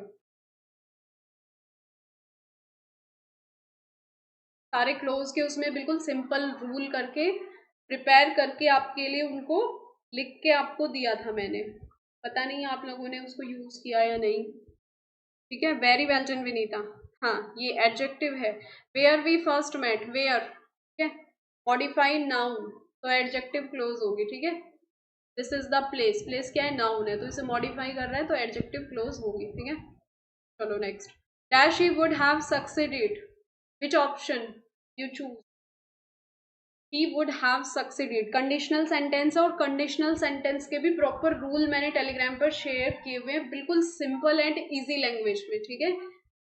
अगर किसी ने सिंसियरली उन रूल्स को पढ़ा होगा, तो कंडीशन, जो कंडीशनल सेंटेंस है ना, वो भी फिंगर टिप पर आ गए होंगे, और आपको बिलीव नहीं होगा, उन रूल्स को प्रिपेयर करने में मुझे पूरे 15 डेज लगे थे। प्रिपेयर कैसे किया? स्टडी से, बुक से, नेट से, है ना, और एक्यूरेसी 100% है उन रूल्स की, ठीक है, आंख बंद कर कर भरोसा कर सकते हो, और क्वेश्चन सभी सॉल्व कर सकते हो। Very well done. हाँ, yes Vinita, well done Vikrant. ये है B, had he worked he would have passed, ठीक है, प्रीवियस ईयर में भी ये क्वेश्चन पुट अप किया गया था। थर्ड कंडीशनल सेंटेंस है जहां पे हाइपोथेटिकल पास्ट सिचुएशन को प्रेजेंट किया जा रहा है। Next, find the error part. You did not see him lately. How could you say anything about his new place? Error part कौन सा है?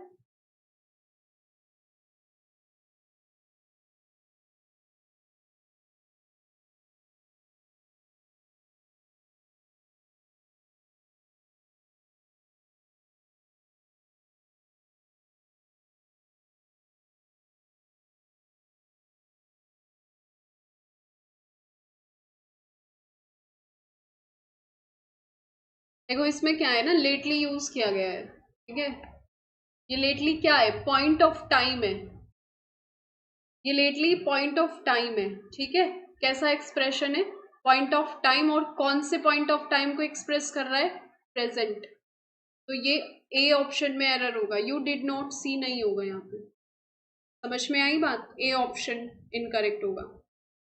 परफेक्ट सेंटेंस का यहाँ यूज होगा, प्रेजेंट परफेक्ट का। You have not seen him lately, correct statement होगा, you have not seen him lately. Clear? Period of time, point of time को नहीं, पीरियड ऑफ टाइम को इंडिकेट कर रहा है लेटली, ठीक है। हाँ, प्रेजेंट मोमेंट यूज होगा, ध्यान रखना इसको। Period of time, point of time बोला ना मैंने, period of time, period of time में प्रेजेंट परफेक्ट का यूज करते हैं। A reading comprehension passes with multiple choice question and answer. अच्छा, ये तो बहुत इजी थी, इसके मैं सिर्फ आंसर बता देती हूँ, अदरवाइज बहुत लेट हो जाएगा, ठीक है। इसके आंसर बताते हैं, नेक्स्ट करते हैं सॉल्व, सिर्फ आंसर चूज कर लो। हाँ, प्रेजेंट परफेक्ट है, यस। सी में एरर है। एक second, how could you say anything about his new place, तुम कैसे कह सकते हो। नहीं ये ठीक है, ये ठीक है, इसके फर्स्ट पार्ट में एरर है, ठीक है। You have not seen him lately, how could you say anything about his new place, ये सही है, सही स्टेटमेंट है। The ancient Greek known for their sophistic, इसको रीड करने की जरूरत नहीं, इसके सिर्फ आंसर करेंगे। तो क्वेश्चन नंबर 62 का आंसर आपने बी लगाया होगा, तो आपका करेक्ट है। क्वेश्चन नंबर 62 का बी चूज करना था। इसके सिर्फ आंसर बताऊंगी क्योंकि ये पैसेज है, ठीक है। क्वेश्चन नंबर 63 का आपने डी चूज किया होगा, मॉडर्न आर्ट, तो इसमें डी ऑप्शन पर जाएंगे आप। क्वेश्चन नंबर 64 में आप चूज करेंगे होमर, होमर नहीं थे पैसेज में मेंशन। क्वेश्चन नंबर 65 में आप चूज करेंगे C option, had a lasting impact on western civilization. And question number 66, इसका आंसर दो। ये तो आपका लिटरेचर से है, द मैसेकर इन पायरमेंट, क्या चूज किया था आपने।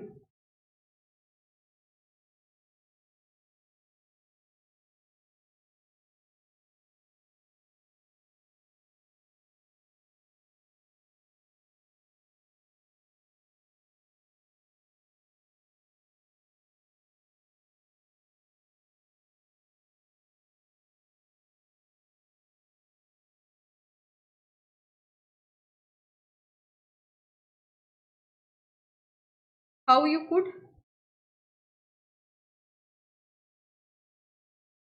ओके हाउ यू कुड, ठीक है, कोई बात नहीं, वो हो गया होगा वैसे मिस्टेक, बस टाइपिंग मिस्टेक होगा। आंसर वही है ए वाला, ठीक है।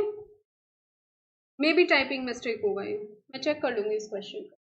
टेलीग्राम चेक कर लेना, वहाँ पे कर दूंगी मेंशन, जैसे भी ठीक होगा ना तो वहाँ मेंशन कर दूंगी, ठीक है। द मैसेकर इन पायरमेंट, आंसर कौन सा चूज किया, ये तो पता चल गया मिल्टन का है, क्या है, वर्स ड्रामा या सोनेट है। यस सोनेट है, sonnet by Milton, okay. The prelude is an autobiographical poem, ये तो इजी क्वेश्चन था, सभी ने चूज कर लिया होगा ना, 14 बुक्स में, 14 बुक्स में डिवाइड थी, ठीक है। आगे बढ़ते हैं। What was the name of Andrew Marvell's poem that praised Milton Paradise Lost?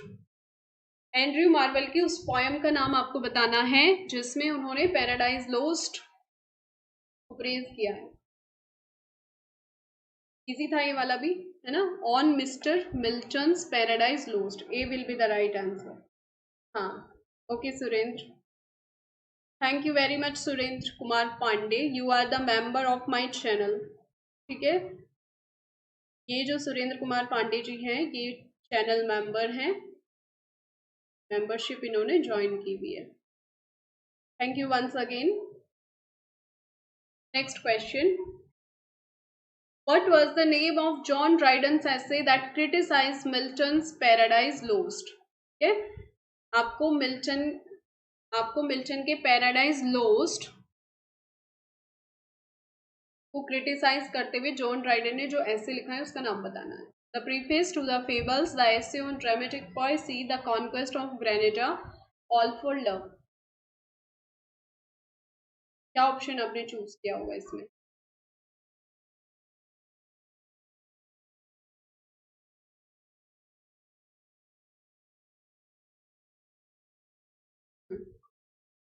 And the answer is B, ठीक है।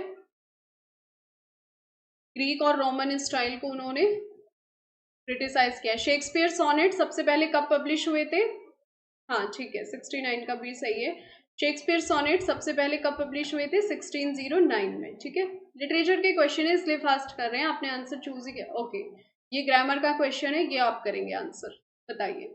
ही इज एक्सट्रीमली क्लेवर, तो इस सेंटेंस में एक्सट्रीमली आपको बताना है क्या है। वर्ब क्वालिफायर है, एडजेक्टिव क्वालिफायर है, एडवर्बियल क्वालिफायर है, प्रीपोजिशन क्वालिफायर है। I am waiting your answer. Question number 71 का आप ही करोगे आंसर, ठीक है। और मैं देखना चाहती हूँ कि कितनों ने ये क्वेश्चंस सही किए हैं।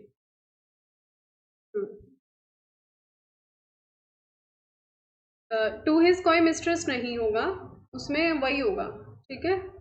ए ऑप्शन करेक्ट होगा। मिल्टन की जो पैराडाइज लोस्ट उन्होंने लिखी थी मिल्टन के लिए, उसमें उन्होंने क्रिटिसाइज किया एंड्रयू मार्वल ने, ठीक है। एक सेकेंड, क्या था क्वेश्चन, एक सेकेंड चेक कर लेते हैं। हाँ ये मैं हमने क्लास में भी किया था ये वाला question. On Mister Milton's paradise lost, ये वर्क एंड्रयू मार्वेल ने पोयम लिखी थी जिसमें उन्होंने मिल्टन की एपिक पोयम पैराडाइज लोस्ट को प्रेजेंट किया है, ठीक है, प्रेज किया है मिल्टन की एपिक पोयम को। ध्यान रखना, on mister Milton paradise lost, अगर ये पूछ भी लिया जाए ना ये वर्क एंड्रयू मार्वेल का है, ठीक है, तो ये ऑप्शन करेक्ट होगा, ध्यान रखना इसको। हाँ, क्वेश्चन नंबर 71 का आंसर किया किसी ने?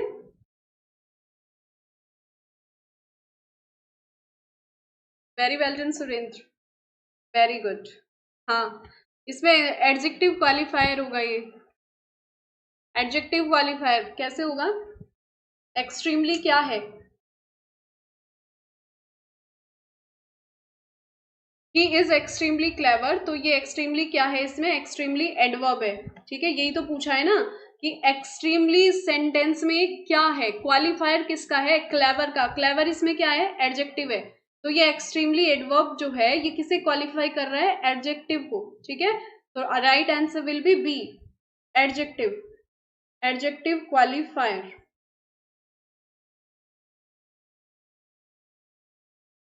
एडजेक्टिव क्वालिफायर, ठीक है। ओके विनीता, मैं देखती हूँ एंड्रयू मार्वेल वाले क्वेश्चन को कह रहे हो, देख लूंगी मैं उसको, पर वो हमने यही पढ़ा है क्लास में भी यही पढ़ा है, इसलिए मेरी तरफ से वो ठीक है, पर मैं उसको फिर से चेक कर लूंगी, कुछ नहीं होगा, है ना। एक्सट्रीमली एडवर्ब है और ये किसे क्वालिफाई कर रहे हैं? एडजेक्टिव को, क्लेवर, है ना, तो इसलिए adjective qualifier is the right answer.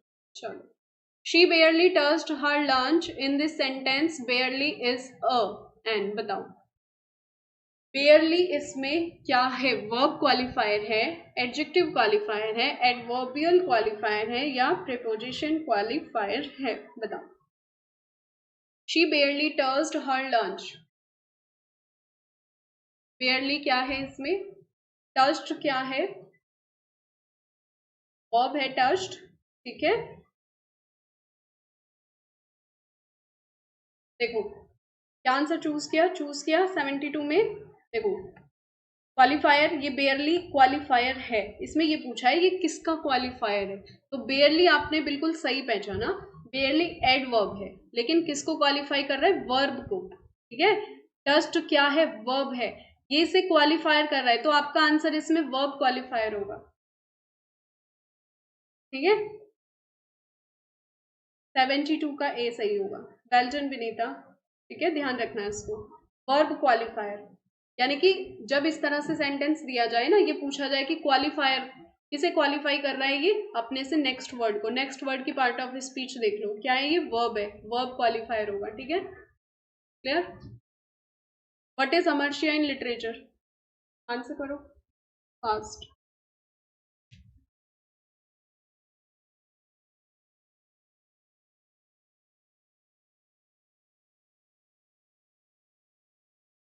Easy है ये तो, है ना, चूज कर लिया होगा आपने।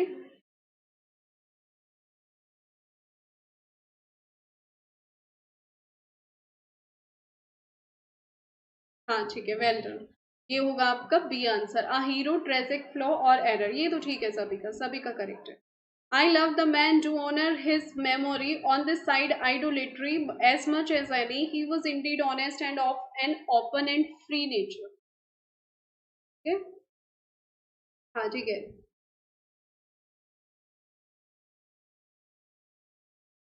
हाँ ठीक है। 74 का answer Ben Jonson, Ben Jonson ही चूज किया है ना सभी ने, वेरी वेल डन। हाँ, O lost of sight of the I most complain, ये बतानी है आपको लाइंस कहाँ से है, तो क्वेश्चन को मैं एक बार ठीक से कर देती हूँ जरा। यस, ये लाइन चूज कर ली होंगी आपने, और loss of sight of thee I most complain blind among enemies, वो वर्स देन चेन्स डंजियन और बेगर और डीस decrepit age, on his blindness Samson Agonistes Areopagitica या नन ऑफ दीज, तो लॉस ऑफ साइट की बात हो रही है ना, ऑन हिज ब्लाइंडनेस तो चूज नहीं किया ना, सैमसन एगोनिस्ट इसका राइट आंसर होगा बी, 75 का बी, ठीक है। हाँ, तो अच्छे से किया भी हमने। ओके ये बताओ, अ सॉन्ग संग specially in the past at a funeral or a dead person or song or hymn of mourning typically performed at a funeral। और ये क्वेश्चन पेपर बताना आपके आंसर कितने सही हुए हैं, ठीक है, आपने कितने सही मार्क किए हैं, क्योंकि इजी क्वेश्चन पेपर है, इजी टू मॉडरेट। इसमें जो टफ लेवल है वो मैंने बहुत कम रखा है, लेकिन नेक्स्ट जो हम मॉक टेस्ट करेंगे उसमें थोड़ा और लेवल बढ़ा दिया जाएगा। हाँ ठीक है, 76 में क्या चूज किया आपने? Very well done.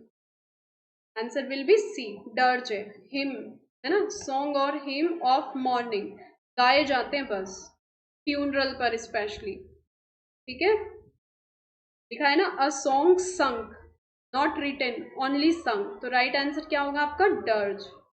Well done, हाँ ये सभी का ठीक है।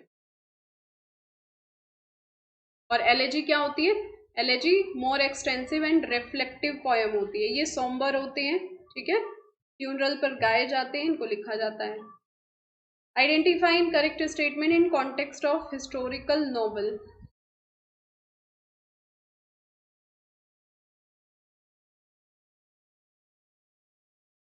Well done, Surendra. Very good, Priyanka. Priya.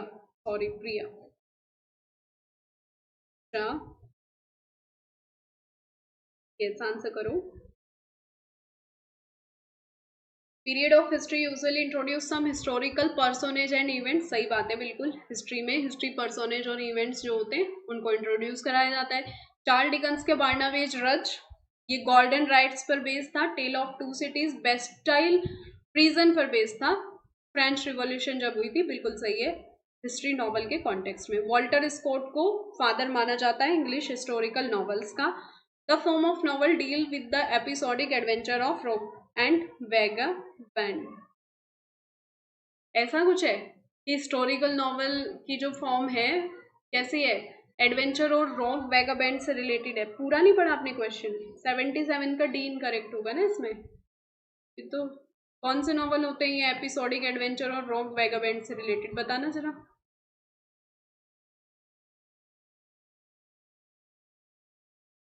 ध्यान से पढ़ो, है ना, पिकारेस के नॉवल होते हैं ना।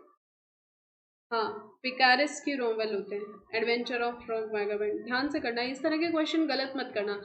अब इस तरह के जो क्वेश्चन आपको मिलेंगे ना, बस यही इसी तरह से पढ़ना है आपको। या तो ऐसे दे देंगे, या तो इस तरह की गड़बड़ देंगे, किसी दूसरे नॉवल की कैरेक्टरिस्टिक लिख के देंगे, या फिर ये चेंज कर देंगे। जैसे मैंने लिखा है ना यहाँ पे, father of English historical novels, तो ये ध्यान रखना कौन फादर है, ठीक है, इसने जनरेट किया है वो टर्म।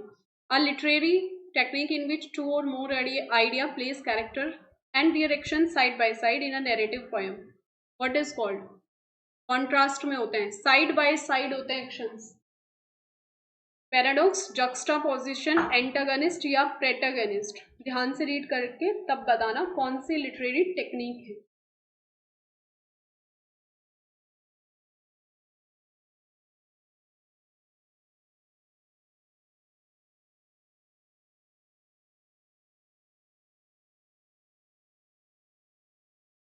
ठीक है, ये होगी जक्स्टापोजिशन। सही चूज किया आपने, B option. B option correct होगा, ठीक है, साइड बाय साइड एक्शंस होते हैं, तो जक्स्टापोजिशन इज द राइट आंसर। जैसे सैटर्न एंड गॉड आप बोल सकते हो, ठीक है, जक्स्टापोजिशन। हाँ, इमेज एंड डिस्गाइजेज एज, ये तो इजी क्वेश्चन है, इसको तो फास्ट मार्क कर दो। एलियाना, सिजेरियो, फिडेले या Morgan?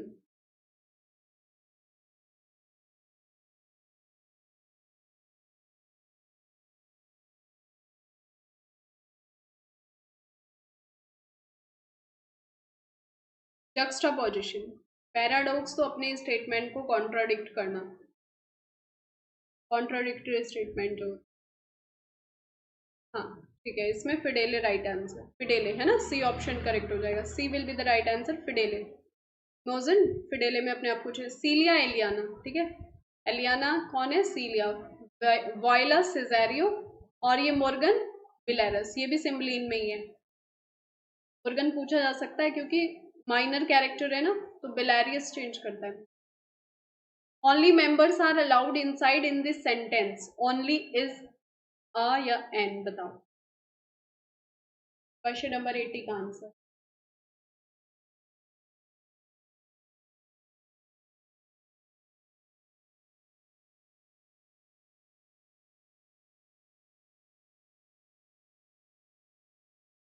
Only members are allowed inside in this sentence, only क्या है? तो इसमें हमें क्या देखना है, ये मैंने बताया ना आपको, क्या देखना है इसमें हमें अपने नेक्स्ट वर्ड की पार्ट ऑफ स्पीच देखनी है जो पूछ लिया है, क्वालिफायर वाले पूछे ना, तो ओनली मेंबर्स, मेंबर्स क्या है इसमें, वही होगा। ओनली किसको क्वालिफाई कर रहा है? नाउन को, है ना। मेंबर्स क्या है, नाउन है ना, तो नाउन को क्वालिफाई कर रहा है। Right answer, noun qualifier, very well too. हाँ, डी ऑप्शन इसमें करेक्ट होगा। Comedy of manners flourished in a particular period of England, कौन सा पीरियड था जिसमें ये कॉमेडी ऑफ मैनर्स फ्लॉरिश्ड हुए? किस तरह की सोसाइटी थी ये? फैशनेबल, एरिस्टोक्रेटिक फैमिलीज पर बेस्ड, है ना, दिखावे की दुनिया, पॉम्प एंड शोइंग, तरह के वर्ड्स आपको इसकी कैरेक्टरिस्टिक्स में देखने के लिए मिल सकते हैं। तो ये किस पर्टिकुलर पीरियड में फ्लॉरिश हुई इंग्लैंड में? यस, नाउन क्वालिफायर, यस, ठीक है।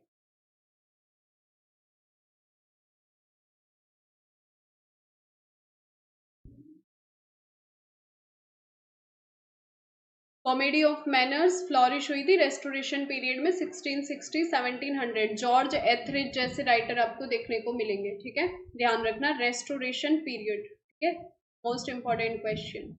Rosencrantz and Guildenstern are dead, ये वर्क एक ट्रेजी कॉमेडी है, किसने लिखा है?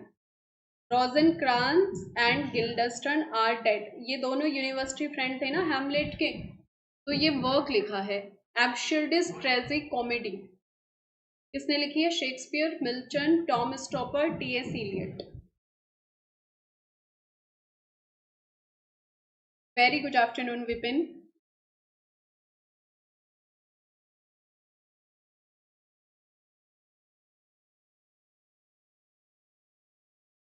ये जो वर्क है ना, ये टॉम स्टॉपर्ड का है, ठीक है, टॉम स्टॉपर्ड ने लिखा है Rosencrantz and Guildenstern are dead, ये वर्क इनका है, और किस तरह का है? एब्सर्डिस्ट ट्रेजिक कॉमेडी है, ये दोनों हैमलेट के यूनिवर्सिटी फ्रेंड, हैमलेट के फ्रेंड्स थे।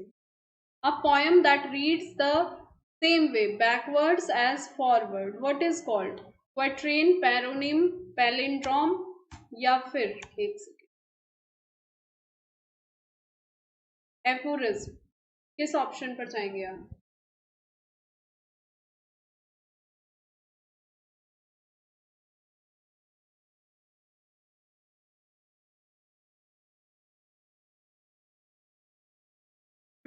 Very well done, Tom Stoppard is right. Well done Priya, yes you are right, Tom स्टॉपर्ड।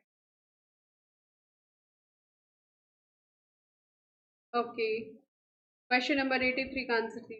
Well done Vinita, right answer will be C, palindrome, okay, palindrome is the right answer. कैंसरीन भी बोलेंगे इसको, ठीक है, कैंसरीन का word ये भी आ सकता है, बाई चांस आपको पैलिंड्रोम ना दिया हो, कैंसरीन दे दिया हो, तो सेम ही वर्ड है, ठीक है, ध्यान रखना। चलो ये बताओ, dash words that share a similar spelling और pronunciation but have different meanings.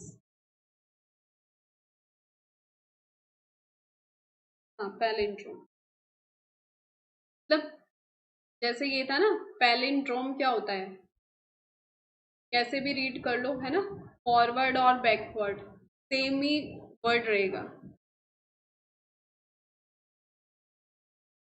Example के लिए एग्जाम्पल लिख दो अगर किसी को पता है। और ये जो नीचे वाला क्वेश्चन है, सिमिलर स्पेलिंग और प्रोनाउंसिएशन होता है लेकिन मीनिंग डिफरेंट होता है, जैसे एक्सेप्ट एंड एक्सेप्ट, है ना, ACCPT, तो इसका क्या right answer? Very well done, paronym is the right answer. Well done Vipin, paronym, ठीक है, ये होते हैं पैरोनिम, दोनों वर्ड अलग अलग है, ध्यान रखना है। ओके, ये इजी क्वेश्चन है, the play the thing wherein I catch the conscience of the king, मैं किंग की जो इंटेंशन है, जो उनकी कंसाइंस है, जो चेहरे के हाव भाव है, उन्हें पढ़ना चाहता हूँ इस प्ले के थ्रू, कौन सा प्ले था वो भी लिख देना। ठीक है, कौन सा प्ले अरेंज किया था, किसने किया था अरेंज? हाँ ठीक है, ये तो सभी का राइट होगा, है ना, Hamlet. Hamlet is the right answer. Play with in a play होता है ना। Okay, in which play of Galsworthy haves and have notes, ये किस प्ले में है? गाल्सवर्दी के किस प्ले की थीम है? ये थीम नहीं, मीन्स ये देखने को मिलता है आपको, या थीम्स भी पूछ लिया जाएगा। हैव्स एंड हैव नोट्स, या फिर ग्रामर क्वेश्चन भी आपसे पूछ लिया जाएगा, ठीक है। Rich and poor, haves and have notes का मीन्स होता है रिच एंड पुअर। अब समझ में आ गया होगा। Loyalties, justice, the silver box, strife. Strife में तो वो लोग हड़ताल कर रहे होते हैं। जस्टिस क्राइम प्ले है, फॉल्डर है उसमें। लॉयल्टीज भी आप जानते हो, कैप्टन वगैरह का है वो। तो ये राइट आंसर क्या चूज किया आपने? टेल, है ना, TALE टेल, और TAIL टेल, है ना, TALE टेल और TAIL टेल। क्लियर है? टेल एंड टेल, ठीक है। तो इन दोनों में डिफरेंस है, मीनिंग भी क्या होता है, अलग अलग इनका होता है। क्लियर है? तो ये पैरोनिम होगा। और पैलिंड्रोम यानी कि जैसे मैडम, MADAM, ठीक है। अब आप इस वर्ड को, मैडम को आगे से पढ़ो या पीछे से, ये सेम ही रीड होगा। या फिर कोई भी पोयम इस तरह से लिटरेचर में आपको देखने को मिल जाए कि आप उसको लेफ्ट साइड से रीड करो या राइट साइड से, वो क्या होगा, सेम वे में वो रीड की जाएगी, तो वहां पर पैलिंड्रोम होगा। एफोरिज्म होता है विटी स्टेटमेंट, जैसे प्रोवर्ब्स वगैरह होती है ना, तो वो विटी स्टेटमेंट एफोरिज्म होता है। क्लियर है प्रिया? ठीक है, अब चलते हैं हम अपने क्वेश्चन 86 पर थे ना। हाँ, आंसर कर दिया इसका आपने, very well done. The silver box, very good, 1906, well done Vinita. Galsworthy work that earned him name and fame was, बताइए क्वेश्चन नंबर 87 का आंसर।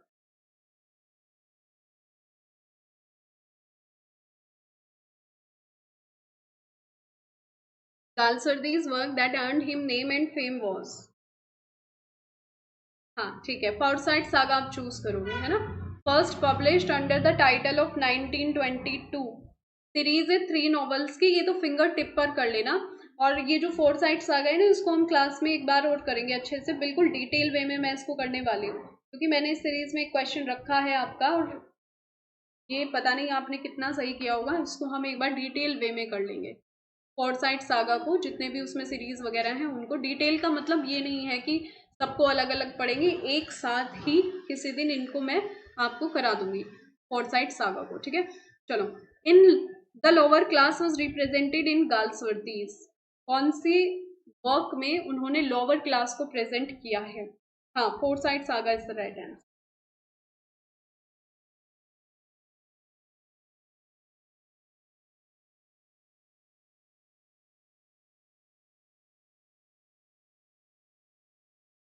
लोअर क्लास को उन्होंने किसमें, कंट्री हाउस में तो अपर क्लास को रिप्रेजेंट किया है ना, कंट्री हाउस में उन्होंने अपर क्लास को रिप्रेजेंट किया है। फोरसाइट सागा आप जानते हो, सीरीज ऑफ नॉवेल्स है ये, और फ्रेटर्निटी यानी कि भाईचारा, और इसी में ही उन्होंने लोअर क्लास को रिप्रेजेंट किया है। Fraternity is the right answer. 1909 में ये वर्क आया था, ठीक है। ईयर पूछा जा सकता है इसका, ओके। ये बहुत अच्छा क्वेश्चन था, ये वाला जो क्वेश्चन है, क्वेश्चन नंबर 89, तो देखो कितनों ने सही किया होगा। Choose correct transformation of the assertive sentence given into an interrogative sentence, okay. Patience is the more important virtue one must have, इसको आपको इंटेरोगेटिव में चेंज करना था, तो किस ऑप्शन को आपने चूज किया? Is patience the most important virtue that they have? Isn't patience the most important virtue that one must have? Could patience the most important virtue that all have? Does patience the most virtue that one has? देखो, जब भी transformation का एक rule होता है कि जिस वे में आपको क्वेश्चन मिले उसी वे में आपको आंसर करना होता है। बाकी रूल्स आपको पता है कि असर्टिव से जब इंटेरोगेटिव में हम चेंज करेंगे तो क्या, ठीक है, निगेटिव फॉर्म चूज करेंगे, निगेटिव, निगेटिव, ध्यान रखना, निगेटिव रखेंगे, ठीक है। ट्रांसफॉर्मेशन का रूल है ये। जैसे patience is the most important virtue one must have, तो कैसे आंसर करोगे? अब डज पेशेंस तो हो नहीं सकता क्योंकि बिल्कुल अलग हो गया है, ठीक है, तो ये तो कट हो जाता है। डज पेशेंस, कुड पेशेंस, सी और डी ऑप्शन कट हो गए, दो ऑप्शन है ए और बी, इनमें से क्या चूज करोगे आप? सारे ये दे रहे हो, सारों ने ए आंसर दिया है। देखो जब हम इसकी सेंस निकालेंगे ना, patience is the most virtue one must have, is patience the most virtue that they have, या isn't patience the most important virtue that one must have? अब देखो एक चीज और इसमें नोट करो आप, यहाँ पे क्या लिखा है? वन मस्ट हैव, क्वेश्चन के अकॉर्डिंग आपको आंसर देना है, ठीक है, क्वेश्चन के अकॉर्डिंग वन मस्ट हैव, लेकिन यहाँ पर इन्होंने लिख दिया दैट दे हैव, तो ये रॉन्ग हो गया है, ठीक है। ए नहीं चूज कर सकते हो आप, बी ऑप्शन चूज करोगे, दैट वन मस्ट हैव, जैसा क्वेश्चन वैसा आंसर।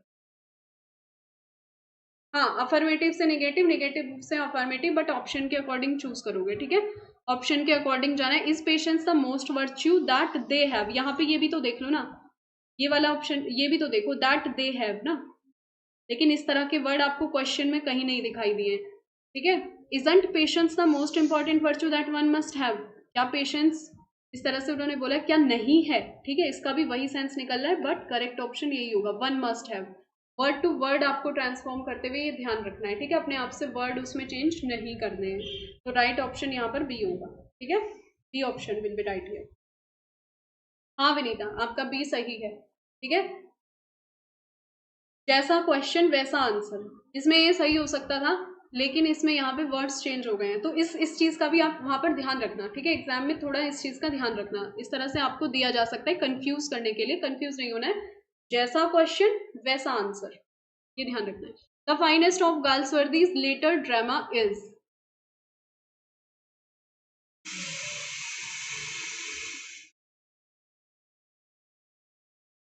डी होगा।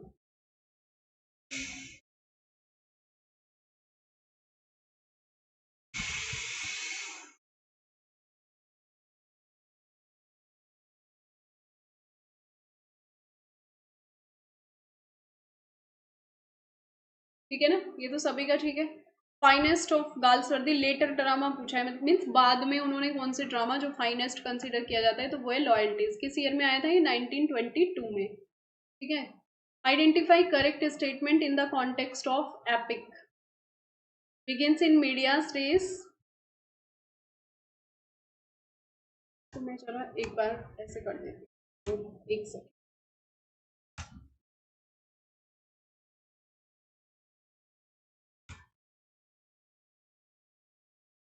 Begins in medias res, the setting is vast, covering many nations, the world or the universe. Begins with an invocation to a muse, includes the use of epithets, all are correct. हाँ, loyalties है, loyalties. Correct option choose करना है इसमें।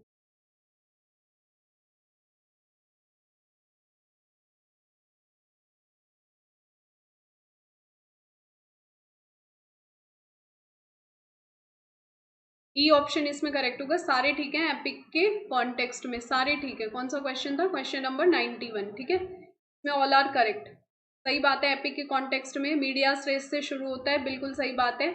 Invocation और to a muse, हाँ, epic poem जो भी आपको मिलेंगी उसमें आपको इन्वोकेशन मिलेगा, मीन्स म्यूज को आह्वान करते हुए, vast covering many Nations, world और द यूनिवर्स, ये तो होता ही है क्योंकि बहुत डिटेल वे में लिखे जाते हैं।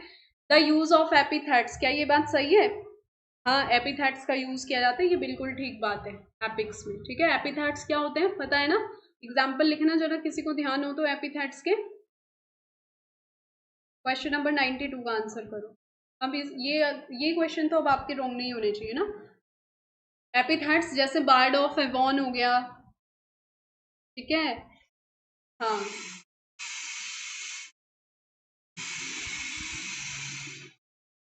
All are correct. He is quite confident about his plan, quite is a an, quite क्या है? एडजेक्टिव क्वालिफायर है, एडवर्बियल क्वालिफायर है, नाउन क्वालिफायर है, या प्रीपोजिशन क्वालिफायर है? क्वेश्चन नंबर 92 का आंसर, किस आंसर पर जाएंगे आप?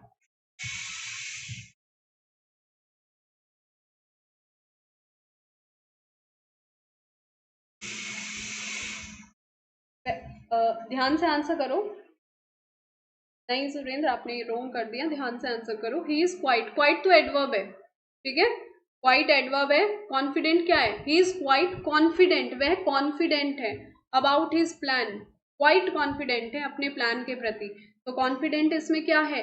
एडजेक्टिव है। और ये जो क्वाइट है ये किसे किसे क्वालिफाई कर रहा है?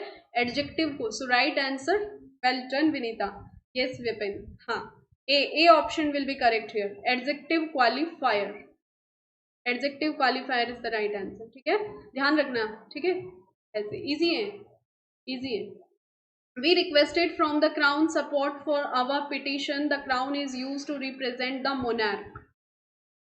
Choose the figure of speech. Oxymoron है, metonymy है, metaphor है या simile है?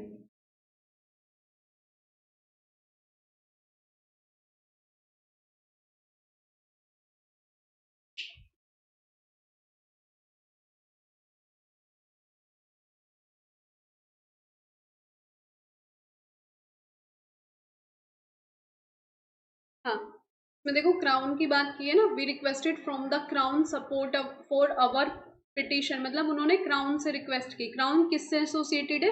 किंग से। तो राइट आंसर मेटोनिमी, ठीक है, ये ऑप्शन चूज किया ना आपने, well done Surendra, yes, very well done.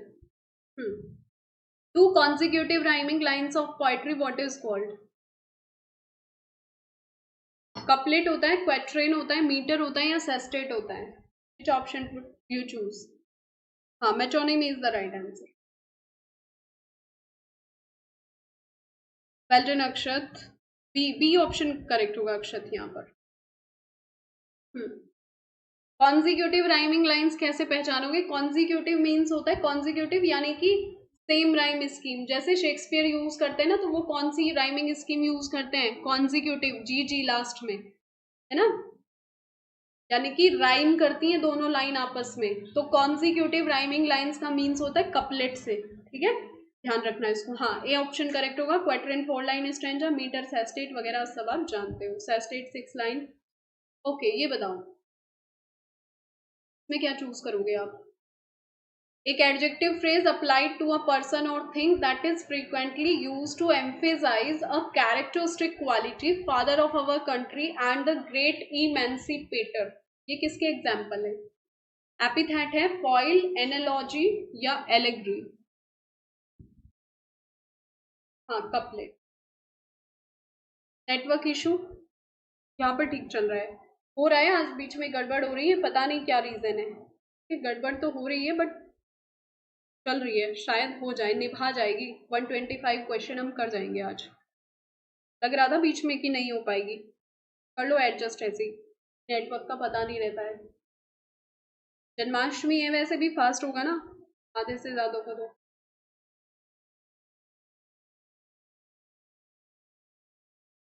Very well done, very good, सभी का ठीक है। Epithet, a type of comedy in which ridiculous and often stereotyped characters are involved in silly far-fetched situation, farce, parable, satire, allegory? Satire होता है व्यंग करना, parable हमने अभी रीड किया, ह्यूमन कैरेक्टर्स को लेकर मॉरल स्टोरी वगैरह बोली जाती है, जैसे जीसस क्राइस्ट के गॉस्पल्स। एलेग्री हिडन मीनिंग जिसमें कन्वे किया जाता है, दो तरह के मीनिंग कन्वे किए जाते हैं एलेग्री में। शॉर्ट्स अगर नहीं फॉलो कर रहे हो ना, शॉर्ट्स फॉलो कर लो, रिवीजन होता रहता है, ठीक है, मैंने बहुत ही डिटेल वे में डाला हुआ है। एलेग्री दो मीनिंग होते हैं, एक लिटरल मीनिंग होता है और एक जहां से हिडन मीनिंग, जहां से उन्होंने लिया है, ठीक है, होती है एलेग्री। और एग्जाम्पल वगैरह भी अच्छे से रीड कर लेना, और भी अच्छे अच्छे क्वेश्चन है मेरे पास, जब हम प्रैक्टिस करेंगे तो उसमें इंक्लूड करूंगी मैं, जिससे आपको जो अंडरस्टैंडिंग है आपकी वो इम्प्रूव होगी, ठीक है, क्वेश्चन किसी भी तरह से पूछा जाए आपको वो कर लेना है। हाँ, बारिश हो रही है, हाँ, पता नहीं कितनी बारिश होगी इस बार, चलो अच्छा है, बारिश हो रही है। Right answer, very well done. यहाँ पर फार्स है ना, ridiculed and often stereotyped characters, ठीक है। It's so called because it is often used on stage. A character in the play or story thinks one thing is true, but the audience or reader knows better. Verbal irony है, situational है, dramatic है या satire है, ठीक है, stage पर use की जाती है जिसमें एक कैरेक्टर्स किसी भी प्ले और स्टोरी में सोचता है कि ये सही है, लेकिन ऑडियंस और रीडर ये जानते हैं कि इसमें क्या होने वाला है। जैसे जैसे कोई मूवी सुपर डुपर हिट हो गई है ना, और लेकिन उसमें बताया जा रहा है कि एंडिंग में हीरो मर जाता है, लेकिन फिर भी वो सुपर डुपर हिट है और आपने देखी नहीं है, आप उसे अभी भी देखने जा रहे हो, आप ऑडियंस हो, तो आपको पता चल गया ना पहले ही ये तो मरने ही वाला है लास्ट में। तो इस तरह की सिचुएशन किस टाइप की आयरनी में आप रखोगे? सटायर है, ड्रामेटिक आयरनी है, सिचुएशनल है, वर्बल है। सटायर तो नहीं हो सकता, सटायर क्यों होगा? राइट आंसर विल बी 97 का, अच्छा फार्स होगा 96 का, तो हाँ 96 का फार्स होगा, सटायर नहीं होगा। सटायर तो व्यंग करना होता है। हाँ यस, ड्रामेटिक आयरनी, ठीक है, dramatic irony. Romeo and Juliet, Romeo and Juliet, उसमें जो प्रोलॉग है उसमें पहले ही रीडर और ऑडियंस वगैरह को सबको बता दिया जाता है कि ये दोनों, ये जो टू फोर्स फैमिली है, मीन्स दो दुश्मन फैमिली हैं, और लास्ट में ये हश्र होने वाला है, तो पहले ही पता रहता है। तो ड्रामेटिक आयरनी का एग्जाम्पल वो हो जाता है, ठीक है। Take place when there is a discrepancy between what is expected to happen. ये बताओ ये किस टाइप की आयरनी है, और what would be appropriate to happen and what really does happen. Verbal irony है, सिचुएशनल आयरनी है, ड्रामेटिक या सटायर। वर्बल आयरनी आप कैसे पहचानोगे? वर्बल आयरनी यानी कि होता कुछ और है और उसका जस्ट अपोजिट बोल देना, है ना। Situational irony, yes, situational irony is the right answer, ठीक है। what is expected to happen, what would be appropriate to happen and what really does happen। तो राइट आंसर होगा इसका सिचुएशनल आयरनी, मतलब कि वहां पर क्या होने वाला है और क्या हो रहा है वहां पर। एक एग्जाम्पल से समझो, जैसे मैंने आपको बताया था ना the rhyme of ancient mariner, जो एस.टी. कॉलरिज लिखते हैं, वहां पे जो सेलर होता है समुद्र में होता है, लेकिन उसके लिए एक बूंद भी पीने के लिए पानी नहीं है, तो वो प्यास से मर जाता है, ठीक है। तो ये सिचुएशनल आयरनी है कि मीन्स चारों तरफ तो पानी ही पानी है, लेकिन पीने के लिए उसे एक बूंद भी नहीं मिला और वो उसी चीज से क्या है, उसकी डेथ हो जाती है। तो ये एग्जाम्पल है सिचुएशनल आयरनी का, ठीक है, ध्यान रखना इसको।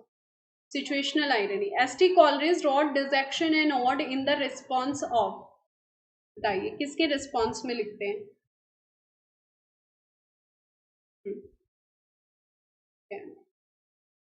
S.T. Coleridge wrote Dissection and Odd. The table turned poem to Coleridge's Intimations of Immortality turned Abbey।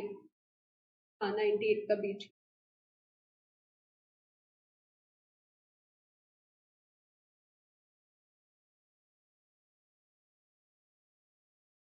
ये लिखते हैं ये intimations of immortality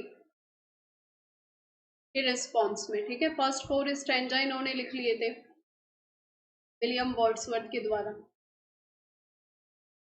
C option will be correct here. The table turn छोटी सी पोएम है जो अपने फ्रेंड को उन्होंने डेडिकेट करते हुए, मीन्स उसको बोलते हुए लिखी है, ठीक है। ये पढ़ा था ना हमने, S T. Coleridge dejection and ode in April लिखते हैं इमॉर्टेलिटी ऑड के इसमें, okay. He ran straight into the room, straight क्या है इसमें? यस स्ट्रेट, बताइए स्ट्रेट क्या है?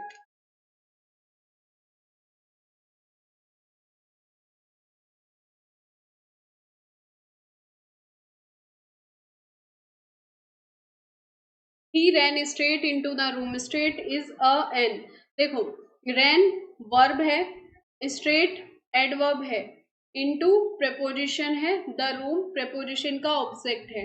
अब देखो जो ये है रैन वर्ब है और स्ट्रेट एडवर्ब है, तो एडवर्ब बताना है ना कि स्ट्रेट किस तरह का क्वालिफायर है, तो कौन सा ऑप्शन चूज करोगे? एडजेक्टिव, एडवर्बियल, नाउन या प्रीपोजिशन? एडवर्ब किस किस की विशेषता बताते, मीन्स किस किस को, या तो वर्ब की या एडवर्ब की, है ना। तो ये वर्ड स्ट्रेट इसमें क्या है? एडवर्ब है। एंड योर आंसर इज, ध्यान से, इनटू इसमें क्या है? प्रीपोजिशन है। ही रैन स्ट्रेट, वह स्ट्रेट दौड़ा, इनटू द रूम, रूम के अंदर। तो इनटू एक प्रपोजिशन है, तो यहाँ पे प्रपोजिशन क्वालिफायर होगा, ठीक है। डी ऑप्शन करेक्ट होगा। प्रपोजिशन को क्वालिफाई कर रहा है ना एडवर्ब स्ट्रेट, तो preposition qualifier is the right answer. Choose correct, इसमें से करेक्ट ऑप्शन आपको चूज करना है। If I had been more careful, conditional sentence है, तो आपको करेक्ट चूज करना है किस टाइप का कंडीशनल सेंटेंस है, कैसे चूज करोगे। If I had been more careful, I would not have had an accident. If I were more careful, I would not have accident.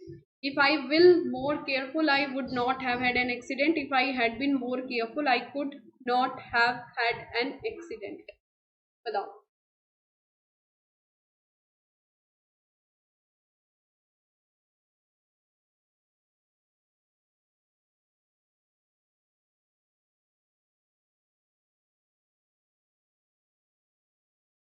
अब देखो डी ऑप्शन देखना एक बार, डी ऑप्शन एलिमिनेट करो। I had been more careful, I could not have had an, ऐसा तो कोई conditional sentence का pair नहीं होता, तो ये तो वैसे ही रॉन्ग हो गया। इफ आई विल, अब ये जो इफ क्लोज है उसमें विल कभी भी यूज नहीं करते, ठीक है, तो ये वैसे ही एलिमिनेट हो गया।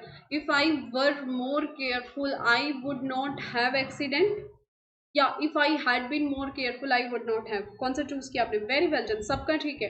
ए option will be correct here. If I had been more careful, I would not have, means past की बात हो रही है ना, पास्ट ऑफ द पास्ट की बात हो रही है कि अगर मैं पास्ट में केयरफुल हुआ होता तो ऐसा एक्सीडेंट ना हुआ होता, तो ये ही सही होगा, ए ऑप्शन करेक्ट होगा। If I had been more careful, I would not have had an accident, A option will be correct here. Next question, question number 102। Dash is a type of literary work that presents a single character's inner thought, feelings and emotion in a dramatic, expressive way. एक second, इसको नीचे set कर देती हूँ जिससे कि पूरा question आपको एक साथ दिखे। yes.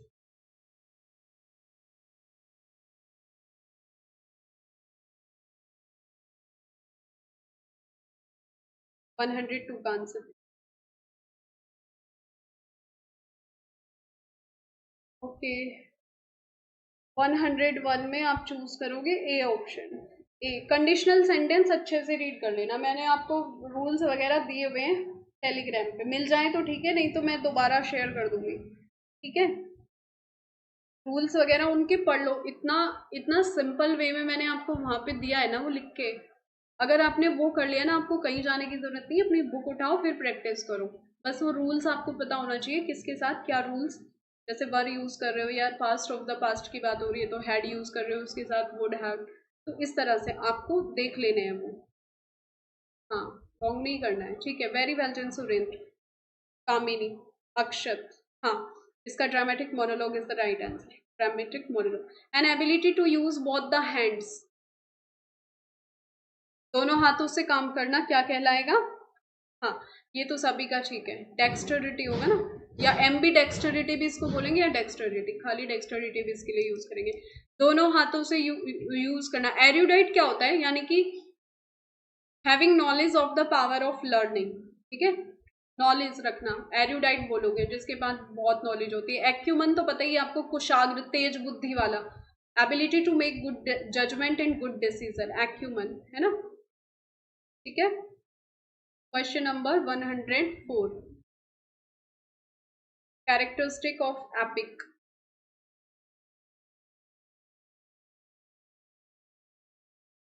आइडेंटिफाई करो कौन सी इसमें से एपिक की कैरेक्टरिस्टिक है।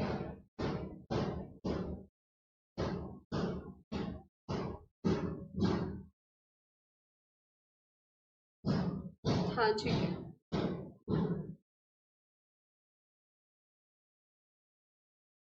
देखो, focus on the personal emotion and experience of the protagonist, इस तरह का होता है। या feature a heroic protagonist and a detail setting, या typically short and lyrical, focus on love and relationship, या फिर एक्सप्रेसेस सोरो और mourning for a deceased person. Question number भी डाल दो जो आंसर कर रहे हो ना, क्वेश्चन नंबर, उससे मुझे पता चल जाएगा किस क्वेश्चन का आंसर आप कर रहे हो। ठीक है, सोरो और mourning for a deceased person क्या होता है? एलर्जी होता है ये तो। एलर्जी की क्वालिफिकेशन हो गई डी वाला ऑप्शन। शॉर्ट एंड लिरिक होते हैं। एपिक पोएम लिरिकल तो होती है बट शॉर्ट थोड़ी होती है, वो तो लॉन्ग होती है ना। Features are heroic, protagonist and a detail setting. B option will be correct. ठीक है, बी ऑप्शन चूज करोगे। बी ऑप्शन चूज करोगे। हीरोइक प्रोटैगनिस्ट होता है, डिटेल सेटिंग होती है। Personal emotion and experience of the protagonist ऐसा कुछ नहीं होता है, सारे इवेंट्स ये शो किए जाते हैं एक एपिक में। ठीक है, पर्सनल इमोशन एंड एक्सपीरियंस नहीं, ठीक है, वो तो बायोग्राफी वगैरह के हैं। Features are heroic, protagonist and a detailed setting, यानी कि एक मतलब जैसे वो बोलते हैं ना बहादुरी वाली चीजें दिखाई देती जाती हैं, होता है। ठीक है, ओके, चूज एरर पार्ट।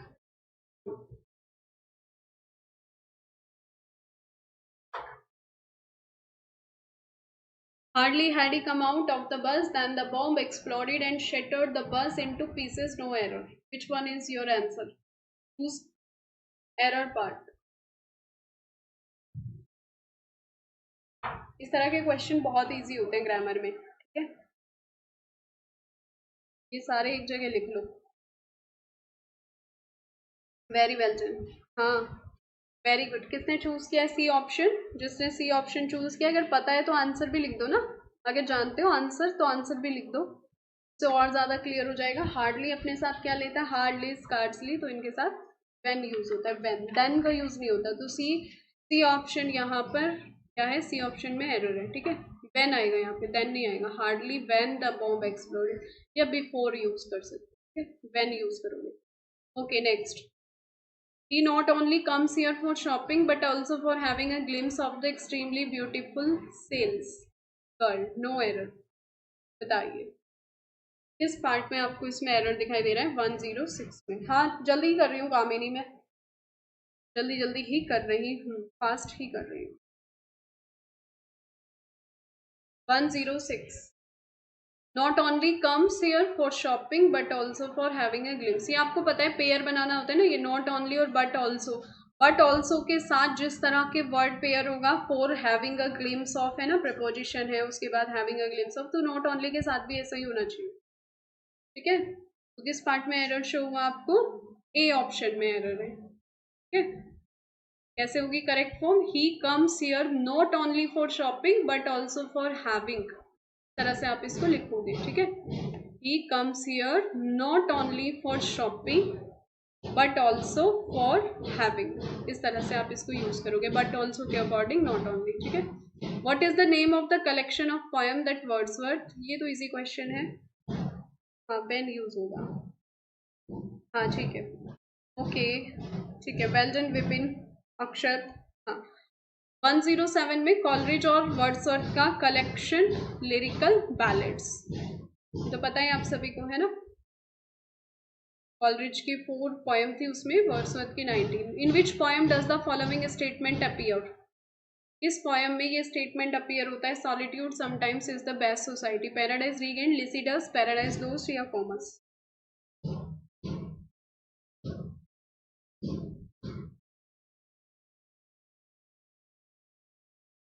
हाँ, वेरी वेल डन। ये होता है आपका पैराडाइज लोस्ट में। ठीक है, सी ऑप्शन करेक्ट होगा। पैराडाइज लोस्ट बुक 9th में, सॉलिट्यूड समटाइम प्रीवियस ईयर का क्वेश्चन है वैसे भी। स्टेटमेंट आंसर ही कर दिया क्या? Statement which can not be understood, epilogue, extempore, stroll, incomprehensible. इस ऑप्शन पर जाएंगे क्वेश्चन नंबर 109 का। एपिलोग क्या होता है? स्पीच, एक एक्टर जो end of the play convey करता है। एक्सटेम्पोर ऐसी स्पीच जो बिना प्रिपरेशन के दी जाती है। स्ट्रोल होता है शॉर्ट वॉक फॉर प्लेजर और एक्सरसाइज। और राइट आंसर क्या होगा? इनकॉम्प्रीहेंसिबल 109 का, यानी कि ऐसी स्टेटमेंट जिसे समझा ना जा सके। Who introduce lyrics in England? I am waiting your answer. इस क्वेश्चन का आंसर आप ही दो फटाफट। 110 का। हाँ ठीक है, ठीक है, okay Sarvesh, M, Abdu, okay ठीक है, Priya, Kamini, Vipin, lyrics in England किसने इंट्रोड्यूस कराए थे? Right answer will be A, sir Thomas Gate. ठीक है। मॉन्टेग ने ऐसे टर्म दिया था। जॉर्ज सैंड्सबरी ये यूनिवर्सिटी विट्स थे,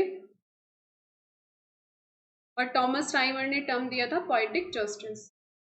the first English printer who set up printing press in 1476, wait, Caxton, Chaucer या विलियम बेले?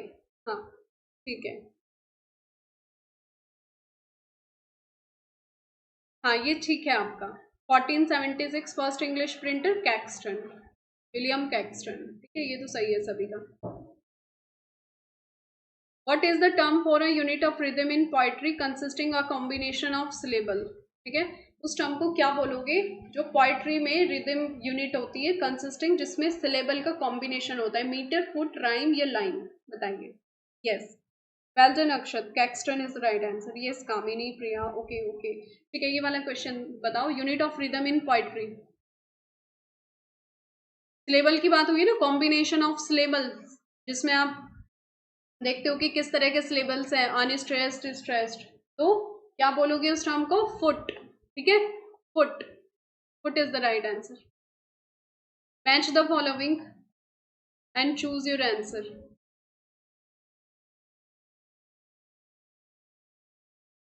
The merchant of Venice, twelfth night, the winter's tale, Othello, a midsummer night's dream. Answer क्या choose किया आपने इसमें?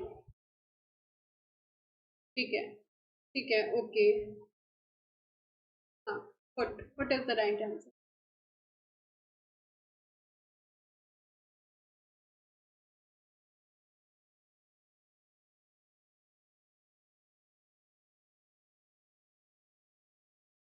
अब देखो इसमें द मर्चेंट ऑफ वेनिस, ठीक है, कैरेक्टर पहचानते हो आप? पोर्शिया, यानी कि 1 2 3 4 नंबर पे है, तो ये देख लो 113 ए का 4 3 में है। ठीक है, सेकंड नंबर पे आ जाओ। 12th नाइट का कैरेक्टर पहचानो किस में है, तो इजीली आप फाइंड कर लोगे ना, द विंटर्स टेल के, ओथेलो के, अ मिडसमर नाइट्स ड्रीम के। ठीक है, अब ये देखो ओथेलो का डेस्टिमोना है, यानी कि डी का 2, तो अब ये पहचानो इनमें से ए का 4, ठीक है, ये सब है। डी, डी का 2 सिर्फ एक में ही है, तो C option will be correct here. इस तरह से आप आइडेंटिफाई कर लोगे। ठीक है, सी ऑप्शन इसमें करेक्ट हो जाएगा। हाँ, वेरी वेल डन, सबका ठीक है। Portia Merchant of Venice, Feste Twelfth Night, Autolycus Winter's Tale से, डेस्टिमोना ओथेलो से, पक मिडसमर नाइट ड्रीम से। When well apparelled April on the heel of limping winter treads, में फिगर ऑफ स्पीच आपको identify करनी है। ठीक है, हाँ, 114 का आंसर करो। When well apparelled April on the heel of limping winter, देखो अप्रैल को क्या बताया इन्होंने? वेल अपैरेल्ड। अपैरेल्ड मीन्स क्या होता है? पोशाक पहने, यानी कि अच्छे ढंग से सुसज्जित। वेल अपैरेल्ड अप्रैल आया है कैसे? लिम्पिंग विंटर, यानी कि जो कपकपाती ठंड थी उनको पीछे छोड़ दिया। रोमियो एंड जूलियट की लाइन है, पर्सोनिफाइड किया जा रहा है ना अप्रैल को, personification is the right answer. Choose कर लिया आपने 114 का, very well done, C option will be correct here. When was appendix? When was appendix on poetic diction added to lyrical ballads? ये अच्छा क्वेश्चन है, ये पता होना चाहिए आपको। Personification is the right answer. When well apparelled April, ठीक है, अप्रैल को पर्सोनिफाइड किया गया, कपड़े पहना दिए अप्रैल को। ठीक है, चलिए 115 appendix on poetic diction lyrical ballads में कब ऐड किया गया था? Third edition 1802, B option will be the right here. हाँ ओके सर्वेश, ठीक है, पर्सोनिफिकेशन, ठीक है, 1802 थर्ड एडिशन, ये appendix on poetic diction lyrical ballads में ऐड किया गया था। और प्रीफेस कब ऐड किया गया था? 1800 सेकेंड एडिशन। फर्स्ट एडिशन कब आया था लिरिकल बैलेट्स का? 1798 में। ठीक है, लाइन्स बताइए कहाँ से? Toward city, please a stand and the busy हम ऑफ मैन। अब ये जो ऊंची ऊंची टावर्ड सिटी है, यानी कि बड़ी बड़ी बिल्डिंग वाली सिटीज है ना, यही हमें प्लीज करने लगी है, एंड द बिजी हम ऑफ मैन, हम बहुत ज्यादा बिजी हो गए हैं। लाइन्स कहाँ से है? क्वेश्चन नंबर 116 का आंसर दीजिए। ठीक है।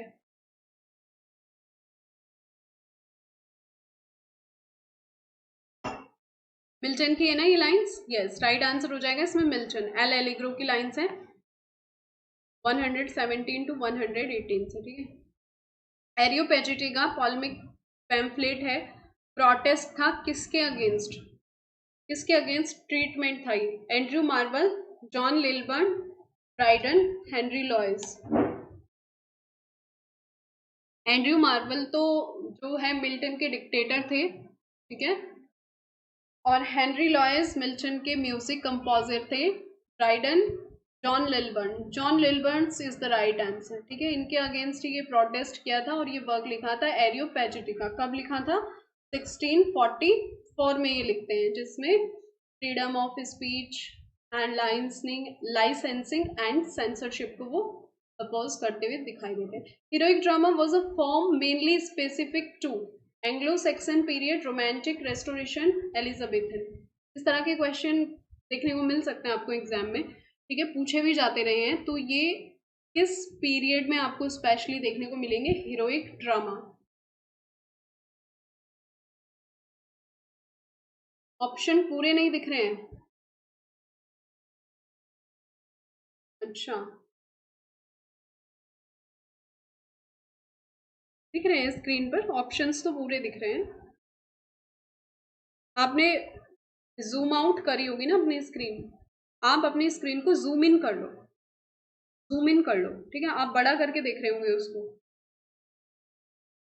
जूम आउट कर रखी होगी आपने, है ना, तो आप उसको जूम इन कर लो।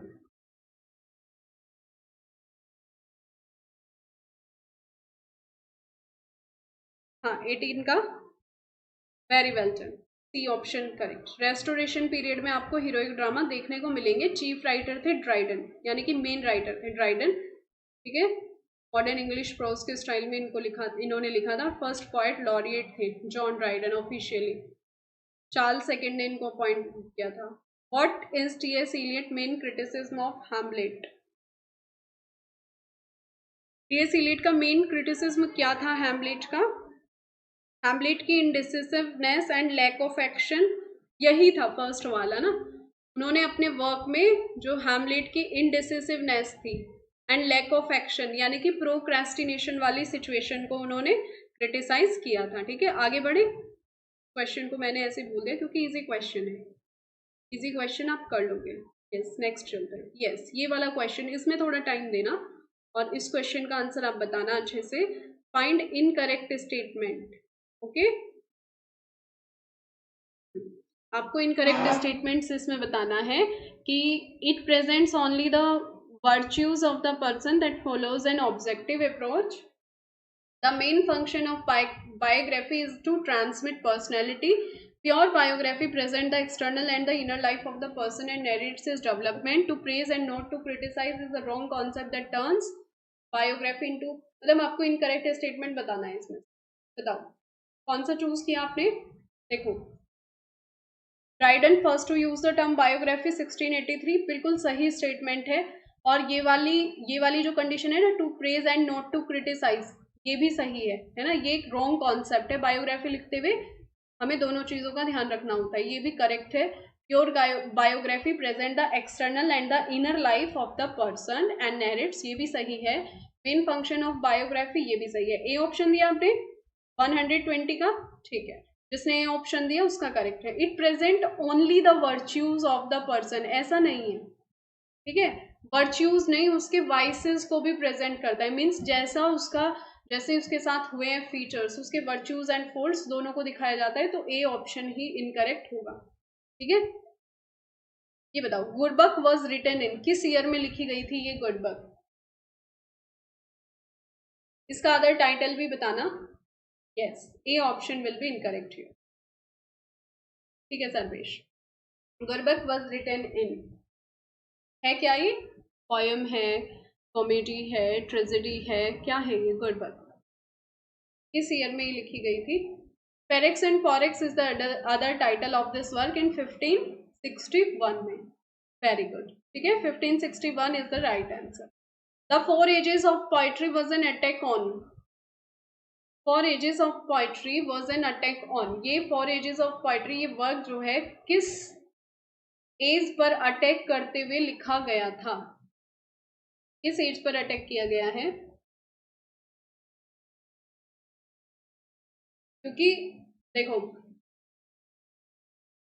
रोमांटिसिज्म होगा इसका राइट आंसर, 122 का रोमांटिसिज्म। क्योंकि क्या हुआ था ना कि ये लोग इमोशन बेस्ड और इमेजिनेशन में रहते थे, है ना, इमेजिनेशन टाइप लिख के पोइट्री लिखते रहते थे। तो ये जो वर्क आया था द 4 एजेस ऑफ पोइट्री, ये इस एरा पर अटैक करते हुए लिखा गया था। ये आप बताओगे ये किसका वर्क है? द 4 एजेस ऑफ पोइट्री किसने लिखा था रोमांटिसिज्म पर अटैक करते हुए? ठीक है, ये आप बताओगे। क्योंकि ये लोग इमेजिनेशन में रहते थे, पोइट्री लिखते थे, इमेजिन करते थे, नेचर के साथ जुड़े रहते थे, ठीक है, तो वो चीजें थी इनमें। तो उसी को ही क्रिटिसाइज करते हुए the 4 ages of poetry work लिखा गया। पूछा जा सकता है किसने लिखा था, ये आप बताओगे। Next question, which royal dynasty was established in the resolution of the so called war of the roses and continue through the rain of Elizabeth first? हाँ, विंस्टर, ट्यूडर, यॉर्क और लैंकेस्टर। मीन्स जो वॉर ऑफ द रोजेस चला था, 100 year of war था ये, तो Elizabeth first के जब वहां शासन पर थी तो कौन सी डायनेस्टी वहां आई थी? Royal dynasty. किस डायनेस्टी का एस्टेब्लिशमेंट वहां हुआ था, ये आपको बताना है। नहीं, पीकॉक थे, वर्ड्सवर्थ नहीं थे। पीकॉक का है ये work.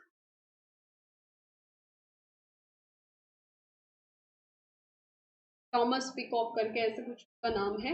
The 4 ages of poetry, ठीक है। वॉर ऑफ द रोजेस तो ये थी ट्यूडर डायनेस्टी, ठीक है। ट्यूडर डायनेस्टी का रिवॉल्यूशन हुआ था, लैंकेस्टर नहीं, ट्यूडर, ट्यूडर आई थी, हेनरी 7 जब आए थे ना। ध्यान रखना, what is the title to Milton's blank verse epic that assimilate critic the epic tradition? अब ये तो इजी हो जाता है, मिल्टन का ब्लैंक वर्स एपिक पूछा है ना, तो पैराडाइज लोस्ट ही होगा। मिल्टन का तो यही वर्क ब्लैंक वर्स में लिखा है, एपिक है। लिसिडस तो क्या है, पेस्टोरल एलेजी, बाकी वर्क उनके है ही नहीं, तो डी ऑप्शन यहाँ करेक्ट हो जाएगा। Okay, last but not the least question, and ये होती है आपकी मॉक टेस्ट सीरीज कंप्लीट। तो आप एक बार बता भी देना, ठीक है, लाइव सेशन में मत बताना, वहाँ कमेंट कर देना बाद में क्लास के बाद कि आपको किस तरह का लगा ये मॉक टेस्ट। मैं इसे कंटिन्यू तभी करूँगी, ठीक है, रेस्पॉन्स तो मुझे भी मिलना चाहिए ना, कि अगर आपका रेस्पॉन्स नहीं है तो कोई फ़ायदा नहीं है ना इतनी मेहनत करने का। हाँ, और भी चीज़ें हैं करने के लिए बहुत सारी, रिस्पॉन्स से ही चलती हैं चीज़ें। बताओ, Thomas and Henrietta Bowdler edition of the family William Shakespeare give rise to the verb bowdlerize, what does it mean? ये जो टॉमस एंड हेनरिटा बाउडलर थे, इन्होंने एडिशन में जो वर्क लिखा था ना, द फैमिली विलियम शेक्सपियर, तो gave rise to the verb, एक वर्ड दिया था बाउडलराइज। इस बाउडलराइज वर्ड का मतलब क्या है? ये एक लिटरेरी टर्म है, पूछा जा सकता है किसने दिया था, तो टॉमस एंड हेनरिटा बाउडलर ने दिया था, ठीक है, किस वर्क में? The family. और क्या आंसर होगा आपका? यस, 125 का आंसर क्या चूज करोगे आप? The misspelling of simple words like the and the modernisation of archaic vocab, यानी कि पुरानी वोकैब का मॉडर्नाइजेशन करना, या फीमेल कैरेक्टर का एक्सपेंशन करना, या जो इनडेलिकेट लैंग्वेज है उसका एक्सपर्गेशन करना। Yes, very well done Sarvesh, expurgation of delicate indelicate language, है ना, बाउडलराइज, यानी कि जो भद्दी लैंग्वेज है उस लैंग्वेज को यूज करना, ठीक है। तो ये था हमारा मॉक टेस्ट, मिलते हैं हम मंडे वाली क्लास में जो कि यूपीएलटी की पोइट्री क्लास होगी, ठीक है। चलिए तो फिर have a good day, bye bye. I hope कि आपको क्लियर हुआ होगा, है ना, मॉक टेस्ट, और अपना स्कोर आप शेयर कर देना।